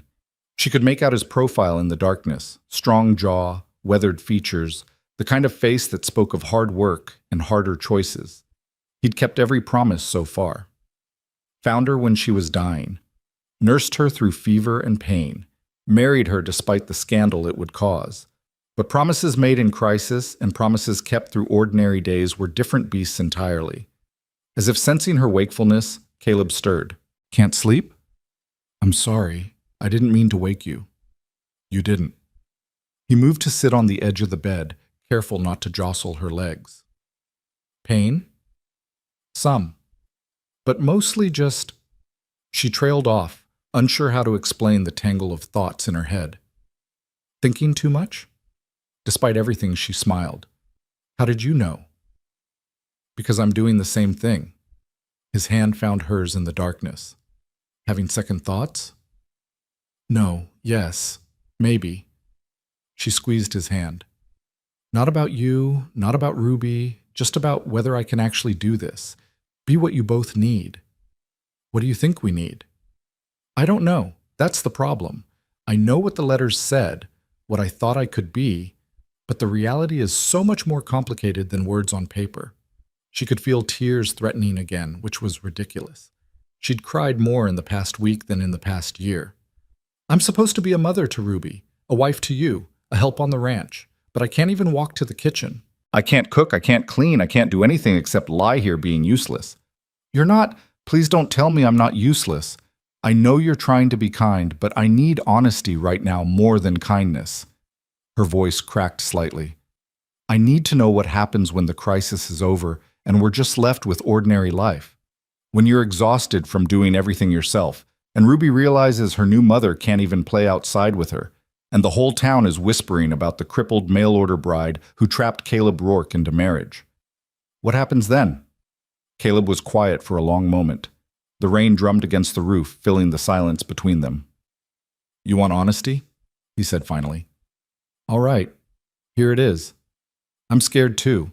I'm scared that I won't know how to be a husband again after 6 years alone. I'm scared that I'll fail you somehow, say the wrong thing or do the wrong thing, and you'll realize you made a mistake coming here. I'm scared that Ruby will resent you for not being Sarah, or worse, that she'll love you and then something will happen and she'll lose another mother. I'm scared that this whole fragile thing we're building will shatter the first time real trouble hits." Mara stared at him, shocked by the raw admission. "But here's the other truth," Caleb continued. "I'm more scared of not trying. of letting fear win, of teaching Ruby that you should only take safe bets in life.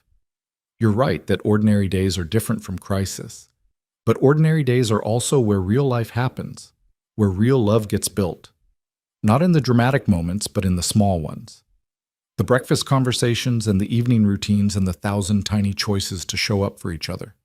He lifted her hand to his lips, kissed her knuckles gently. So yes, there will be hard days ahead.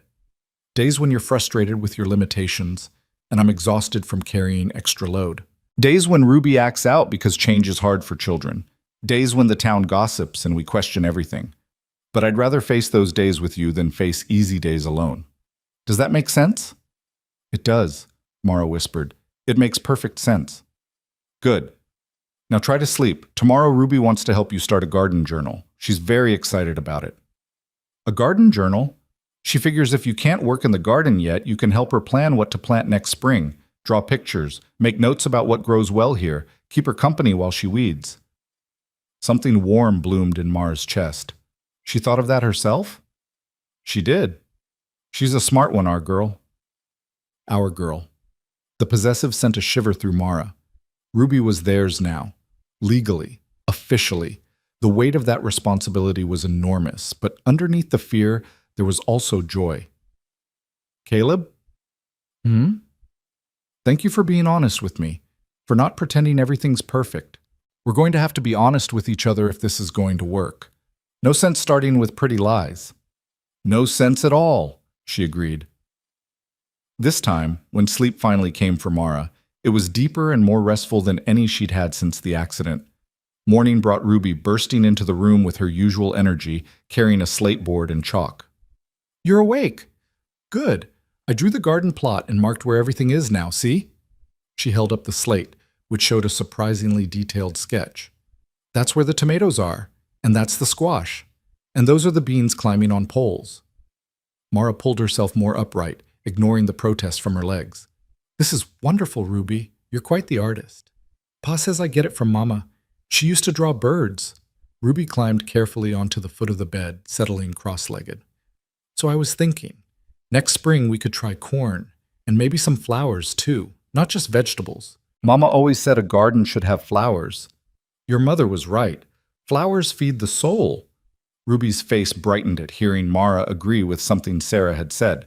That's what she used to say. Flowers feed the soul. Pa doesn't remember her saying that, but I do. Then we'll definitely plant flowers. What kind should we try? They spent the next hour discussing possibilities, Ruby chattering excitedly while Mara made notes on paper Caleb brought. Sunflowers for height and cheerfulness, zinnias for color, morning glories to climb the porch posts. Ruby had opinions about everything, and Mara found herself genuinely enjoying the planning despite the constant ache in her legs. When Caleb called Ruby for breakfast, the girl hesitated. Can I bring mine in here to eat with Mara?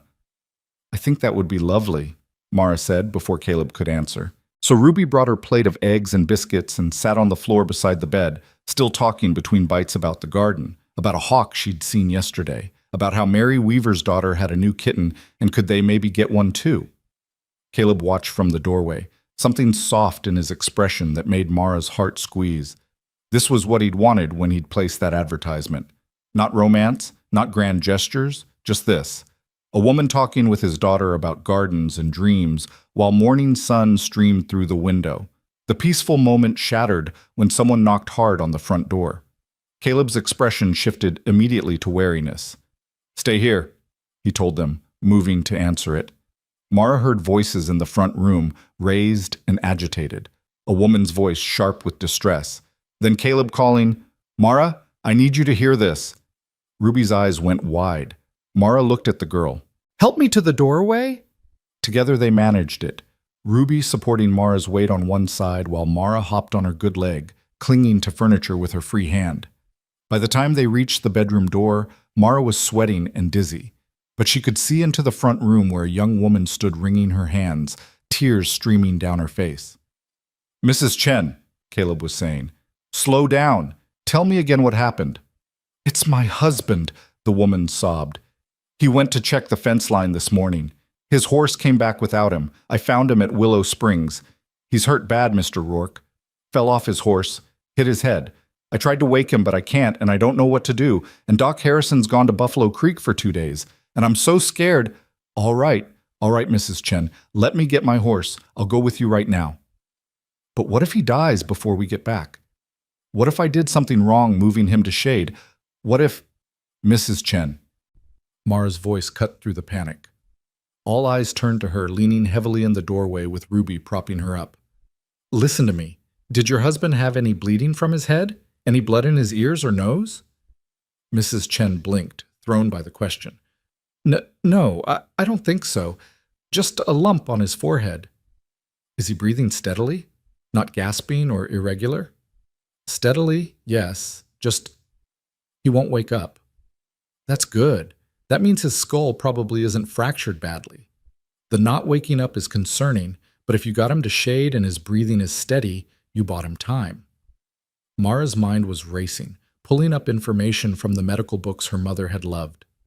Caleb, you need to check his pupils when you get there. If one is much larger than the other, that's bad. Means pressure on the brain.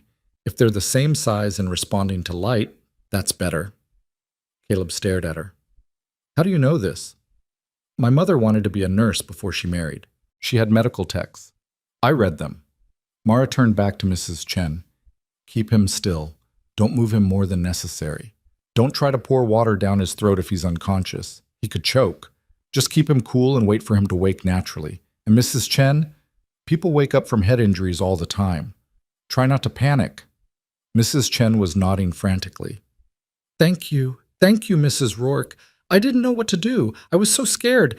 You did exactly right coming for help. Now go with Caleb. He'll take care of everything. After they left, Ruby helped Mara back to bed. Mara collapsed against the pillows, her remaining strength spent. Well, that was foolish. I probably looked ridiculous hopping around. You looked brave, Ruby said seriously. And smart. Mrs. Chen was really scared until you talked to her. I hope I gave her good advice. I'm not a doctor.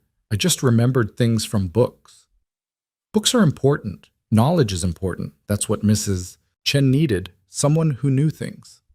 Ruby climbed up beside Mara carefully.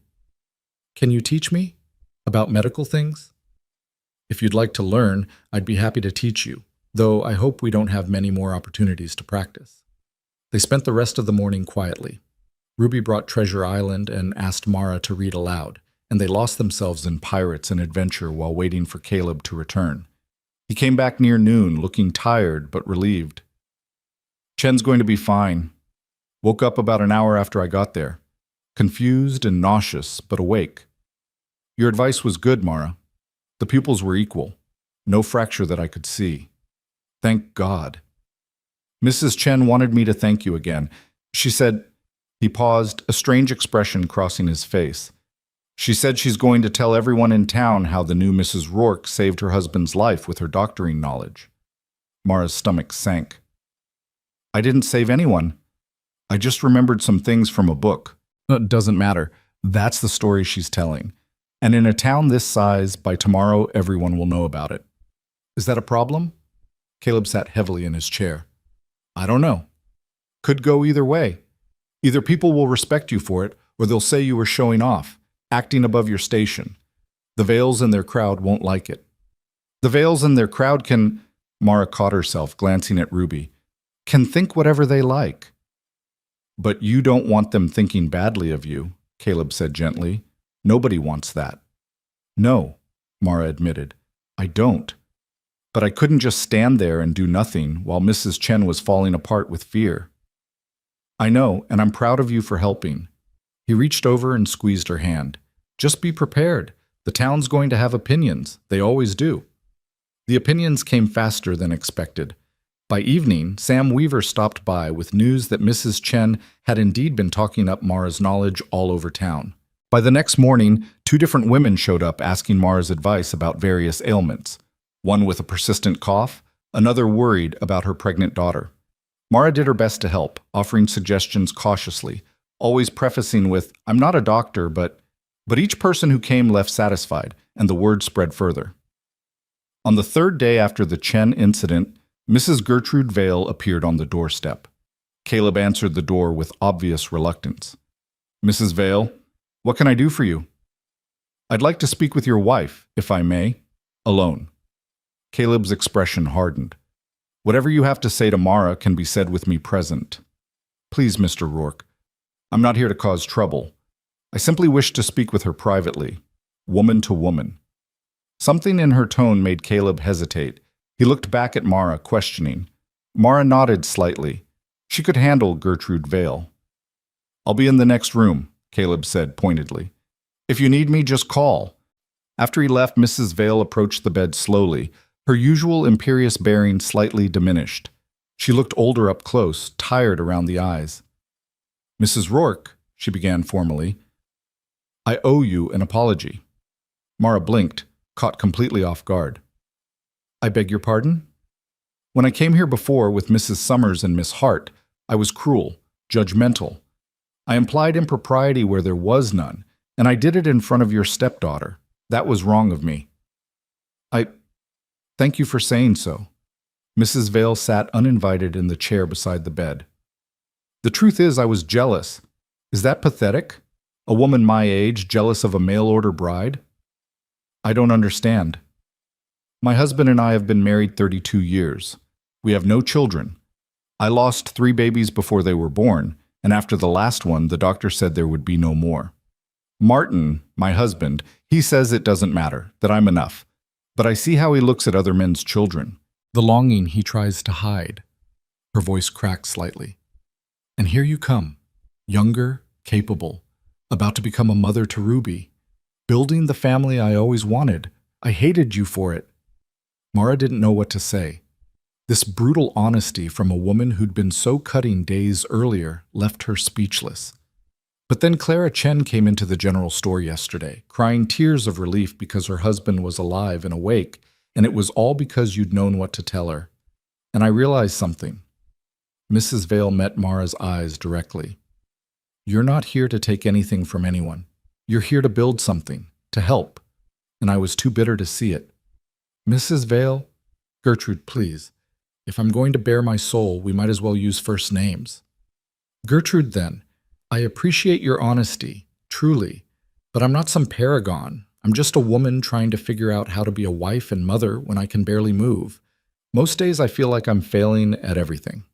But you keep trying anyway. That's what matters. Gertrude reached into her bag and pulled out a small book. This was my mother's. She was a midwife back in Pennsylvania.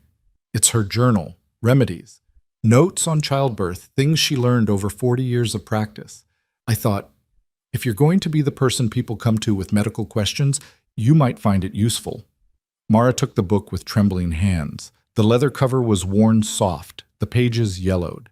Inside, cramped handwriting detailed everything from poultices for inflammation to signs of difficult labor. It was a treasure. This is too precious. I can't. You can. You will. Gertrude stood. Consider it a peace offering, and perhaps the beginning of a friendship, if you'll have me, despite my terrible first impression. I'd like that very much.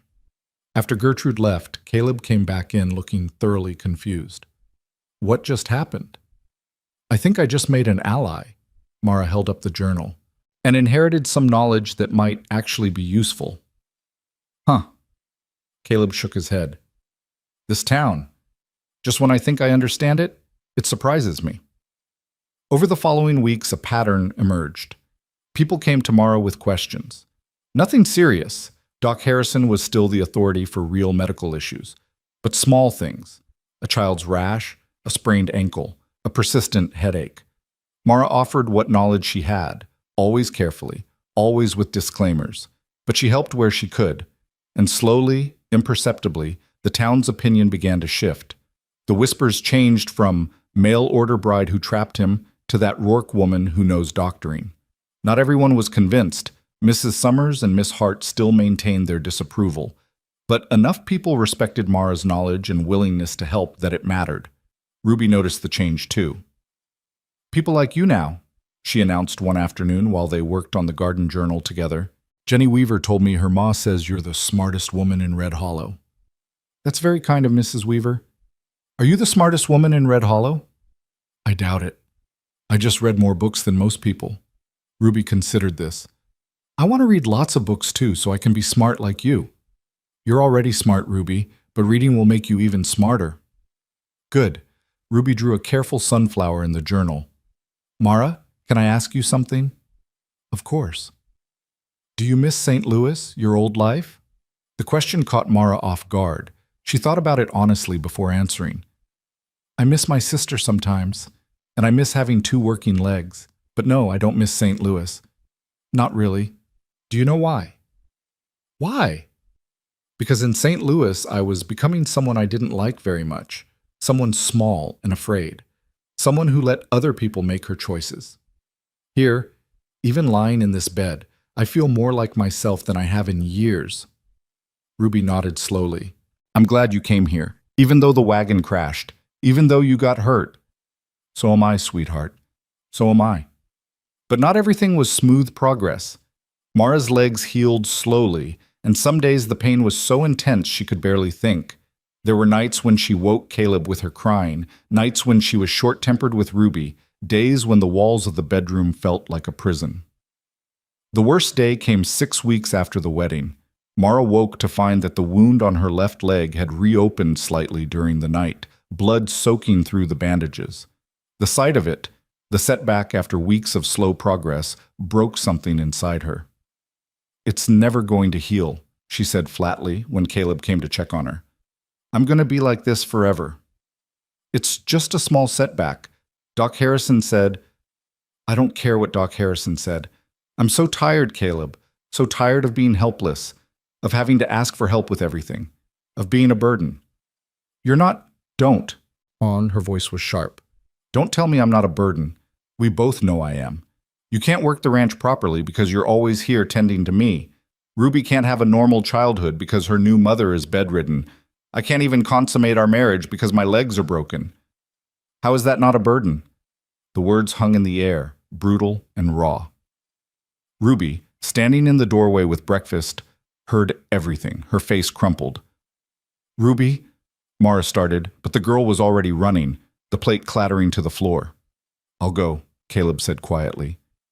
He left Mara alone with her pain and her shame. She could hear him in Ruby's room, his voice low and comforting. Ruby's sobs. More talking. Eventually, silence. When Caleb returned, his expression was carefully neutral. She'll be all right. She's young. She doesn't really understand what you meant about consummating. She just knows you're unhappy and she thinks it's her fault somehow. God. Mara covered her face with her hands. I'm sorry. I'm so sorry. I didn't mean for her to hear. I didn't mean any of it. Didn't you? Caleb sat down, and for the first time since she'd known him, he sounded tired, truly tired.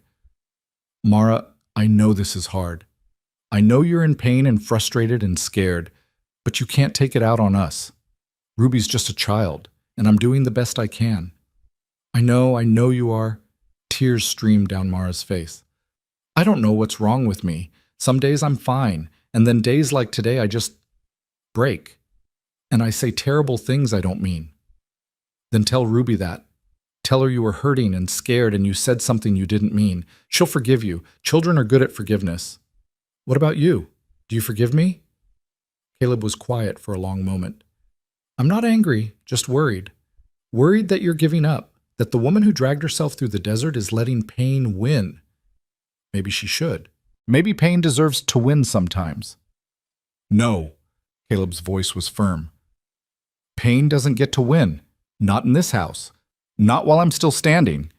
He moved to the bed, took her hands in his. Listen to me. You are not a burden. You are my wife. You are Ruby's mother. You're valuable and wanted and needed. Not despite your limitations, but as a complete person who happens to have broken legs right now. Do you understand? I'm trying to. Try harder, because Ruby needs you to be strong, and so do I. Mara nodded, wiping her eyes. I need to apologize to her. Yes, you do. Ruby came back into the room slowly, cautiously. Her eyes were red, but she'd stopped crying. Mara held out her arms, and after a moment's hesitation, Ruby came to the bed. I'm sorry, Mara said, holding the girl close. I said something very unkind. I was hurting and tired, but that's no excuse. You are not a burden. You are a joy, the best part of every day. Do you believe me? Ruby nodded against Mara's shoulder. Are you going to leave? When your legs get better? What? No. Ruby, no. Why would you think that? Because you sounded sad, like you didn't want to be here anymore. Mara's heart shattered. She pulled back so she could look Ruby in the eyes. I am sad sometimes, and frustrated, but never because of you or your father, only because of my injuries. And even on my saddest days, I want to be here. I want to be your mother. I chose this family, Ruby, and I'm not going anywhere. Promise? I promise. Ruby studied her face, looking for lies, then finally relaxed. Okay, I believe you. After Ruby left to do her chores, Mara lay back exhausted. Caleb remained beside the bed, watching her. That was hard, he said finally. It was necessary. I scared her. You scared both of us a little. I'm sorry. I know. He paused.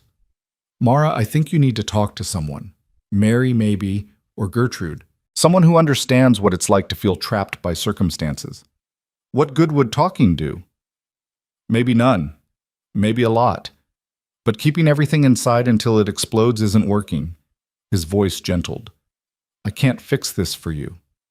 I can set your bones and bring you food and help you move around, but I can't fix what's happening in here. He touched her forehead gently. You have to do that work yourself, but you don't have to do it alone. Mara caught his hand, held it against her cheek. How did you get so wise? 6 years of single parenthood teaches you things. I'll talk to Mary. Or Gertrude. Someone. Good. He stood. I need to check the fence line. Will you be all right for a few hours? I'll manage. Caleb? Yeah? Thank you. For not giving up on me even when I'm giving up on myself. That's what marriage means. We take turns being strong. He smiled slightly. Today it's my turn. Tomorrow it might be yours. After he left, Mara lay in the quiet room and tried to find that strength he seemed so sure she possessed. The woman who'd survived the desert felt very far away right now. But maybe that was all right. Maybe strength wasn't about never breaking down. Maybe it was about breaking down and then finding the will to piece yourself back together, again and again, as many times as it took. Outside the window, she could hear Ruby singing one of her made-up songs while she weeded the garden. The words were nonsense, but the melody was sweet. Mara closed her eyes and let the sound wash over her, a reminder of what she was fighting for. Not just to walk again, but to be present for this life she'd chosen. To be the mother Ruby deserved, to be the wife Caleb needed, to be the woman she'd promised herself she would become. It wouldn't be easy. Some days, like today, it would be nearly impossible. But she would keep trying, because the alternative, giving up, letting pain win, meant losing everything that mattered. And she hadn't survived the desert just to surrender now. The conversation with Mary Weaver came 2 days later, when the woman stopped by with fresh bread and an offer that felt like providence. I heard you had a rough morning the other day, Mary said, settling into the chair beside Mara's bed with the ease of someone comfortable in their own skin. Ruby told my Jenny that you were sad. Mara's cheeks flushed. I shouldn't have let her see me like that. Why not? You think children don't know when adults are hurting? Mary shook her head. My Jenny's seen me cry plenty of times. Over babies I lost, over hard winters, over my father passing. Didn't damage her none. Maybe even taught her something about being human. I told her I was a burden, that I couldn't even... Mara stopped, the words too embarrassing to repeat. That you couldn't be a proper wife to Caleb? Mary finished bluntly. Honey, if you think a marriage is only about what happens in a bed, you've got a lot to learn. My Sam and I went nearly a year after our second was born before we could be intimate again. Women's bodies need time to heal, so do broken bones, I imagine. The casual way Mary discussed it made something loosen in Mara's chest. Did you feel useless during that time? Every single day. I'd watch Sam working himself to exhaustion while I could barely climb the stairs without hurting. I'd see other women at church, standing and socializing, while I had to sit because standing too long made me bleed. It was hell, Mara, pure hell. Mary leaned forward. But you know what I learned? My worth wasn't tied to what my body could do. It was tied to who I was. The mother who read to my children, the wife who listened to my husband's worries, the woman who still had thoughts and feelings and value even when she couldn't do all the physical things expected of her. How did you stop feeling like a burden? I didn't, not completely. Some days I still feel it. Mary's honesty was refreshing. But I started looking for ways I could contribute that didn't require a working body. I taught Jenny her letters when she was barely 3. I mended every piece of clothing in the house, even one-handed. I planned menus that would stretch our food supplies. Small things, but they mattered. Mara thought about the garden journal, about the medical advice she'd been giving, about the afternoon spent reading to Ruby. Small things. But maybe they did matter. I'm scared, Mara admitted. Scared that when my legs finally heal, Caleb will realize he married someone he doesn't really know. That the crisis brought us together, but ordinary life will tear us apart. Could happen, Mary said pragmatically. Marriage is a gamble, however you start it. But I've seen the way that man looks at you, Mara. Like you're water in the desert. Like you're the answer to something he didn't even know he was asking. That's not crisis talking. That's real. How can you be sure? Because I've seen him look at other women over the years since Sarah died. Kind looks, appreciative looks, but never that look. The one that says, this person matters in a way I can't quite explain. You have that look too when you watch him with Ruby.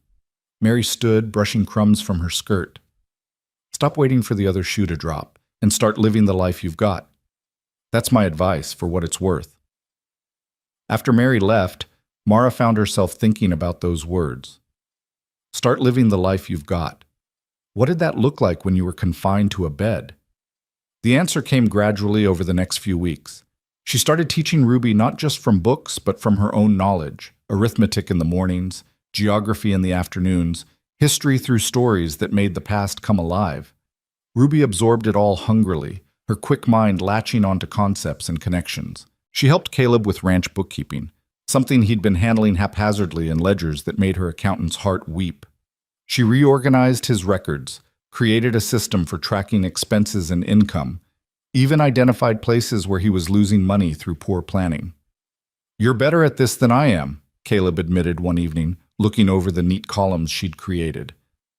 I've been running this ranch by gut feeling for 15 years. Gut feeling has its place, but numbers don't lie. She pointed to a column. You're spending too much on feed in winter because you're not preserving enough hay in summer. If you added another cutting in August, you'd save nearly $30 come January. $30. Caleb whistled low. That's not nothing. It's a new dress for Ruby, or medicine if someone gets sick, or a dozen other things. Mara felt a small surge of satisfaction. See? I can contribute even from this bed. But Caleb leaned down and kissed her, quick and warm. I never doubted it. But the real test came 10 weeks after the wedding, when Ruby ran into the house crying, blood streaming from a gash on her forehead. I fell, she sobbed. From the hayloft. I'm sorry, Pa. I know I'm not supposed to climb up there alone, but I wanted to see the baby swallows, and I slipped. Let me see. Mara's voice cut through the panic with practiced calm. Caleb, bring her here. Quickly.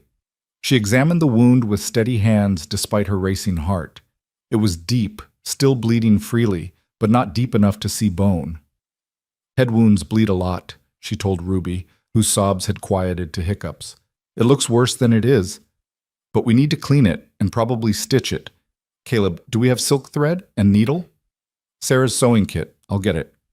Boil water first and bring clean cloth. Mara kept pressure on the wound while speaking calmly to Ruby. This is going to hurt, sweetheart. I won't lie to you, but I need you to be brave. Can you do that? Ruby nodded, her face pale but determined. Will I have a scar? Probably a small one, right at your hairline. You can tell people you got it fighting a dragon. Despite everything, Ruby giggled wetly. There aren't any dragons in Wyoming. Then we'll say you were very brave during a medical procedure. That's just as impressive. Caleb returned with supplies, his face drawn with worry. Mara walked him through preparing everything, then positioned Ruby so the light fell directly on the wound. Hold her shoulders, Mara instructed. She needs to stay very still. Ruby, look at your father. Don't look at what I'm doing. Just tell him about the baby swallows. What did they look like? While Ruby described the birds in a trembling voice, Mara cleaned the wound thoroughly, then threaded the needle with hands that were remarkably steady. She'd never done this before, only read about it in Gertrude's mother's journal and medical texts. But the mechanics were clear in her mind. The first stitch made Ruby cry out. Caleb's grip on her shoulders tightened. "You're doing so well," Mara murmured, working quickly. "Just 3 more. Keep talking about the swallows. Were they blue?" "The blue on top, white underneath. They were, ow, they were flying in and out of the nest, bringing bugs for the babies." "How many babies?" 4, small and fluffy. Ruby gasped as Mara tied off the final stitch. "Is it done?" "All done. You were incredibly brave."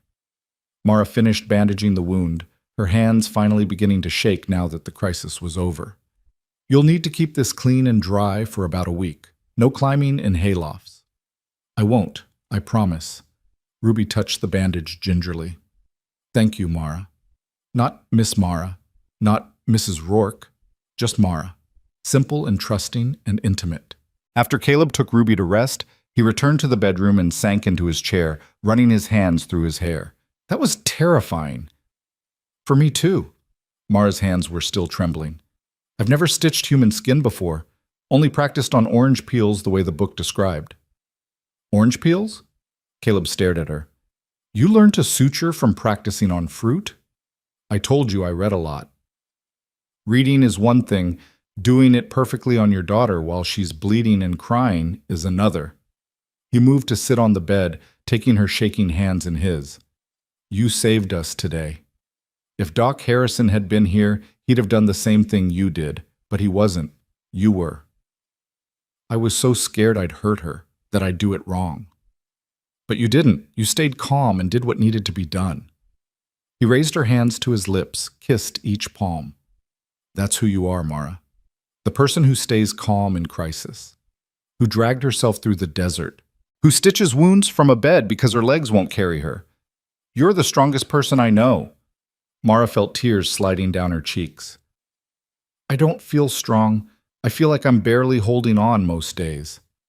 "That's what strength is. Barely holding on but refusing to let go." Caleb brushed the tears away with his thumb. "I love you. I don't know if it's too soon to say that or if I should have said it sooner, but I love you. Not because you're convenient or helpful or good with Ruby, though you're all those things, but because you're you, stubborn and brave and smart and kind and completely unable to give up even when you want to." "I love you too." The words tumbled out, undeniable. "I think I have since you found me in the desert, but I was too scared to admit it. Too afraid you'd think it was just gratitude or crisis bonding or—" He kissed her, cutting off the anxious spiral of words. When they pulled apart, he was smiling. "We really did this backwards, didn't we? Married first, fell in love later. Completely backwards, but I wouldn't change it." "Neither would I." That evening, while Mara was reading in bed, Ruby appeared in the doorway looking uncertain. "Mara, can I ask you something?" "Of course, sweetheart." Ruby came closer, fidgeting with her nightgown. "Would it be all right if I called you Mama? Not all the time if you don't want, but sometimes, because you feel like a mama to me now. The way you took care of my head today, and the way you read to me, and the way you make Pa smile." The words came out in a rush. "But I know you're not my real mama, so if you'd rather I didn't—" "Ruby," Mara's voice was thick with emotion, "I would be honored, so honored. If you want to call me Mama, you absolutely can. Even though I already had a mama? Even though you're allowed to have 2 mamas, one who gave you life and loved you first, and one who gets to love you now." Mara held out her arms. "Come here." Ruby climbed onto the bed carefully, mindful of Mara's legs, and burrowed into her embrace. "Mama," she whispered, testing the word. "My mama." "My daughter," Mara whispered back, and felt something settle into place, something she'd been missing without knowing it.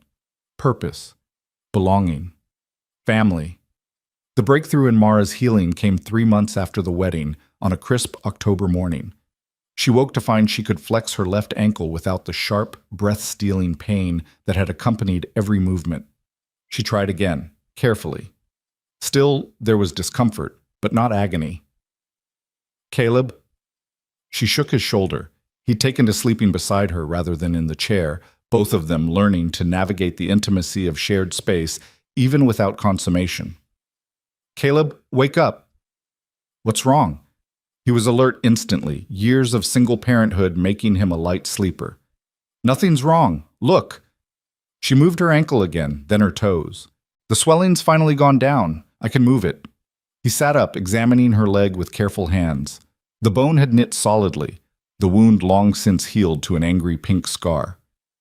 Doc Harrison said it would be at least 4 months before you could try walking. We shouldn't rush it. I know, but this is progress. Real progress. She couldn't keep the excitement from her voice. What if I could stand by Christmas? What if I could take steps by spring? Then we'll be there for every wobbling attempt. He kissed her forehead. Don't push too hard. I don't want you re-injuring yourself. But Mara was already planning. Exercises she'd read about. Ways to strengthen the muscles that had atrophied during months of bed rest. Small goals that would add up to the larger goal of walking again. Doc Harrison came to check on her progress 2 days later, and his examination was thorough. Remarkable, he said finally.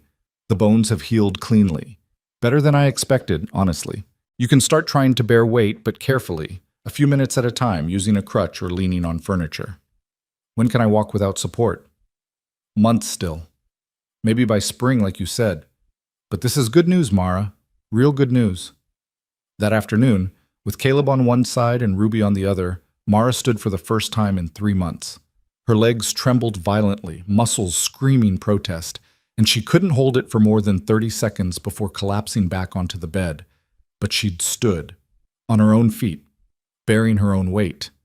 I did it, she gasped, laughing and crying simultaneously. I actually did it.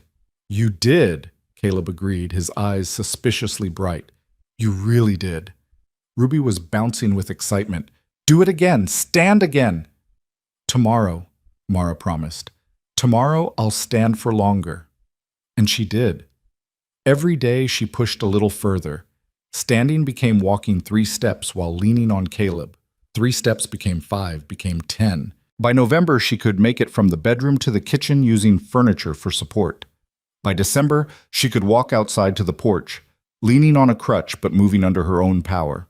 Ruby made her a crown from winter berries and dried flowers for Christmas, declaring her the Queen of Walking. Caleb gave her a cane he'd carved himself, with intricate birds etched into the wood. For when you don't need the crutch anymore, he explained. But the best gift came on Christmas night, after Ruby had fallen asleep and they were alone in their room. Mara had been walking more steadily all day, and the progress had filled her with a reckless courage. Caleb, she said quietly, I think I'm ready, if you are, to be properly married. He looked at her, understanding dawning. Are you sure? We can wait as long as you need. I'm sure. I want this. I want you. I want us to be complete. What followed was gentle and careful and sweet, both of them nervous as newlyweds should be, learning each other's bodies and rhythms. When it was over, Mara lay in Caleb's arms feeling more whole than she had since the accident, not because of the physical intimacy alone, but because of what it represented. Healing, moving forward, becoming fully themselves together. I love you, Caleb murmured into her hair. I love you so much it scares me sometimes. Good scared or bad scared? Good scared. The kind that comes from having something precious you don't want to lose. You won't lose me. I'm not going anywhere. She kissed his chest, right over his heart. I'm home, Caleb. Really, truly home. Spring came early that year, melting the snow by mid-March and coaxing green shoots from the earth. Mara had graduated from cane to walking unaided, though she still limped when tired and probably always would. But she could walk to the garden, could stand at the stove to cook, could run, slowly, awkwardly, but actually run, when Ruby called for her from the yard. The garden they'd planned so carefully during Mara's bedridden months became reality under her hands and Ruby's eager help.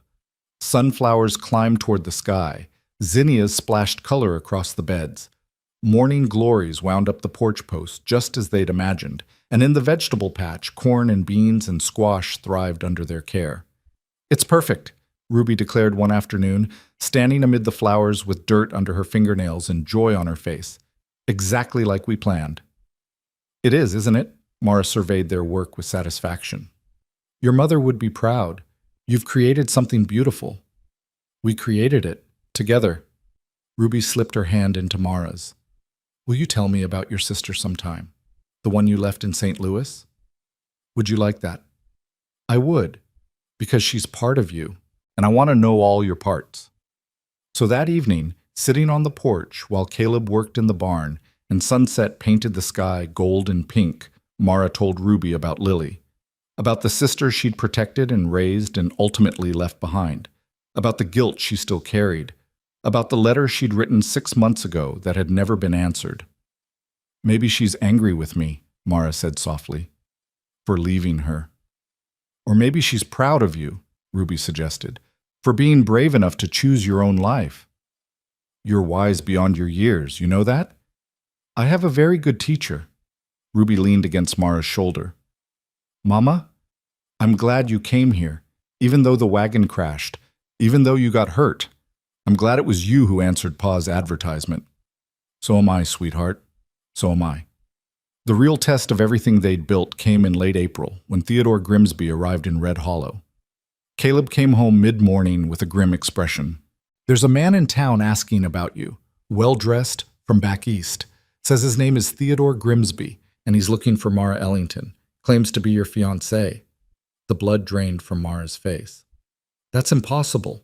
I refused his proposal, twice." "He's telling people you ran away, that you owe him an explanation. He's staying at the hotel and making quite a scene about the improper woman who abandoned her responsibilities." Fear clawed at Mara's throat, the old terror she'd felt in St. Louis. But beneath it, something else stirred. Anger. She'd built a life here, a real life, and she'd be damned if Theodore Grimsby would take it from her. "I'm going to town," she said, standing. "Right now. No, he doesn't get to come here and spread lies about me. Not in the town where I live, not where Ruby might hear them." Her voice was steel. "I'm going to face him, and I'm going to end this." Caleb studied her face, then nodded.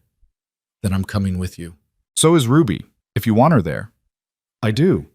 I want him to see what I chose, what I built, the family I have now." They rode into town together, Mara on Buck behind Caleb, Ruby on her pony beside them. Mara's legs ached from the ride, but she ignored it, focused on what needed to be done. Theodore Grimsby stood on the porch of the hotel, exactly as she remembered, handsome in a polished way, well-dressed, confident. When he saw her, his face lit up with false relief. "Mara, thank God, I've been so worried." "Don't." She dismounted, limping slightly, and walked toward him with her head high. "Don't pretend this is about worry. What are you doing here, Theodore?" His expression shifted, calculation replacing concern. "I came to bring you home. Your father is beside himself. Your stepmother is distraught. You left without a word. I left with many words. In a letter I placed on my father's desk. Did he not share it with you?" Theodore's jaw tightened. "A letter saying you were running away to marry a stranger. Hardly a rational decision?" "It was the most rational decision of my life." Mara gestured to Caleb and Ruby, who joined her. "This is my husband, Caleb Rourke, and this is my daughter Ruby. My family." "Your daughter?" Theodore's laugh was ugly.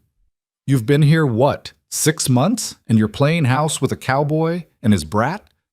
Caleb stepped forward, his face dark with anger, but Mara put a hand on his arm. "This is my fight." She turned back to Theodore, and her voice carried across the street where people had gathered to watch. "You don't get to come here and insult my family. You don't get to spread lies about me. I never agreed to marry you, Theodore. I refused you. Twice. You couldn't accept that, so you tried to force my hand through manipulation and threats. I left St. Louis to escape that. I answered an advertisement and came to Wyoming to build a life on my own terms." "A life with a stranger? That's madness. Is it?" "Because that stranger rode through the desert to find me when I was dying. He nursed me through fever. He married me when I couldn't walk. He gave me a home and a daughter and a purpose." Her voice rose. "You never asked what I wanted, Theodore. You assumed I'd fall in line because that's what women do in your world. But I didn't. I chose differently, and that choice was mine to make, not yours." Theodore's face flushed with anger and humiliation. Around them, townspeople watched with obvious approval. Mrs. Chen was nodding. Gertrude Vale had tears in her eyes. Even old Hoskins from the depot was grinning. "You'll regret this," Theodore said coldly. "Living in poverty with a rancher, raising his child. You could have had everything in St. Louis." "I have everything here." Mara reached for Caleb's hand, then Ruby's. "Everything that matters, anyway. Go home, Theodore. Tell my father I'm happy. Tell my stepmother I'm exactly where I want to be. And tell yourself whatever story you need to make sense of a woman who dared to say no to you." Theodore stared at her for a long moment, then turned and stalked into the hotel. The crowd burst into spontaneous applause. "That was the most magnificent thing I've ever seen," Gertrude said, appearing at Mara's elbow. "The way you stood up to him, the way you claimed your choices. Magnificent." "I was terrified," Mara admitted, her legs suddenly shaking. "Courage and fear aren't opposites, dear. They're companions." Gertrude squeezed her arm. "You were both terrified and brave. That's the best kind of courage." That evening, back at the ranch, Mara sat on the porch with Caleb while Ruby played with a kitten they'd finally acquired. The confrontation with Theodore had left her drained, but also strangely lighter, as if a weight she'd been carrying had finally lifted. "Do you think he'll leave?" she asked. "By morning, if he's smart. He made a fool of himself today, and this town won't tolerate him bothering you again." Caleb pulled her close. "You were incredible, by the way you stood there and told him exactly who you are. Who we are. I couldn't have done it without you beside me, without knowing Ruby was there." She rested her head on his shoulder. "That's the thing, I think. Before, in St. Louis, I was alone. But here I'm not. I have people who choose me back." "You do. You always will." Ruby abandoned her kitten and climbed into Mara's lap, something she still did despite being 7 now and getting tall. "Mama? That man was mean." "He was, but he's gone now." "Good. Because we don't need mean people here. We only need people who love each other." "That's exactly right, sweetheart." As sunset painted the sky in shades of gold and crimson, Mara looked out at the land she'd come to love, the garden she and Ruby had planted, the house Caleb had built with his own hands, the barn where their horses waited, the creek that wound through the valley, sustaining everything. This was home, not because of the place, but because of the people she shared it with. "I need to tell you both something," she said quietly. Ruby straightened in her lap, and Caleb's arm tightened around her shoulders. I'm fairly certain I'm pregnant." Caleb went very still. "Are you sure?" "As sure as I can be without Doc Harrison confirming it. All the signs are there." She touched her stomach gently. "I wanted to wait to tell you until I was certain, but after today, after standing up to Theodore and claiming this life, I don't want to keep secrets, even happy ones." Ruby's eyes went huge. "A baby? I'm going to have a brother or sister? If everything goes well, it's early yet, there's no guarantee." Ruby threw her arms around Mara's neck, squealing. "A baby! Mama, that's the best thing ever!" Caleb hadn't said anything yet. Mara turned to look at him, suddenly worried. "Caleb, are you all right?" His eyes were wet, his face a mixture of joy and fear. "Sarah died having Ruby. What if—" I know you're scared. I'm scared too." She cupped his face in her hands. "But I'm not Sarah. My body is different, and I'll be careful. We'll be careful. Together." "Together," he repeated, his voice rough. Then he kissed her, deep and desperate and full of everything he couldn't say. When they pulled apart, he was smiling through tears. "A baby. We're having a baby." "We are." That night, after Ruby had finally gone to sleep, still talking excitedly about baby names, Caleb held Mara close in their bed. "I can't believe how much has changed in 10 months, how much we've changed." "We've become who we were meant to be," Mara said softly. I think that's what happens when you stop running from fear and start running towards something better. Is that what you did? Ran toward something better? I did. I ran toward you, toward Ruby, toward this life. She intertwined her fingers with his. Best decision I ever made. Even with the wagon crash, the broken legs, the months of pain, even with all that, because it taught me something important. That strength isn't about never falling down. It's about getting back up, about dragging yourself forward even when every part of you wants to quit, about choosing love and family and purpose even when it's terrifying. You dragged yourself through the desert to get here, Caleb murmured, and I found you, barely breathing, but still fighting. You found me twice, Mara corrected, once on the trail when I was dying, and once in my fear when I was ready to run away because the town was whispering and I felt like a burden. She pressed a kiss to his jaw. Thank you for not giving up on me either time. Never. I'll never give up on you. Outside, the Wyoming wind whispered through the cottonwoods, carrying the scent of spring and growing things. Inside, a family that had been forged in crisis and tempered by hardship slept peacefully, secure in the knowledge that they'd chosen each other and would keep choosing each other through whatever came next. The mail-order bride had arrived broken and dying, but she'd survived. More than survived, she'd thrived. She'd become a wife, a mother, a healer, a woman who knew her own worth and refused to settle for less than she deserved. And in doing so, she'd helped her cowboy and his daughter heal too, filling the spaces in their hearts that had been empty for so long. In the morning, Ruby would bounce into their room, demanding to help plan the baby's nursery. Caleb would ride out to check the fence line, whistling one of Ruby's made-up songs. And Mara would walk to the garden on legs that still ached sometimes, but carried her forward nonetheless, ready to tend the life they'd planted together. This was what choosing looked like, not the fantasy of perfect love that arrived fully formed, but the messy, complicated, beautiful reality of two people who'd met as strangers, survived impossible circumstances, and built something lasting through sheer determination and daily choice.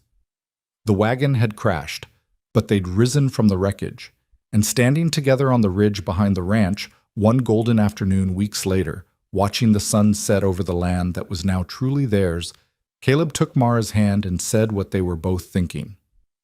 "We made it." "We did," Mara agreed, her other hand resting on the slight swell of her belly where new life grew. "Against all odds, we made it." Ruby ran ahead of them, chasing butterflies through the wildflowers, her laughter carrying on the wind. Below them, the ranch spread out like a promise kept. And in that moment, standing together with their future unfolding before them, Mara knew with absolute certainty that every painful step of the journey had been worth it. She'd been found. She'd chosen to stay. And she'd built a life more beautiful than any she could have imagined in those desperate hours trapped beneath the wagon wreckage. This was home. This was family. This was love. And it was enough, more than enough. It was everything.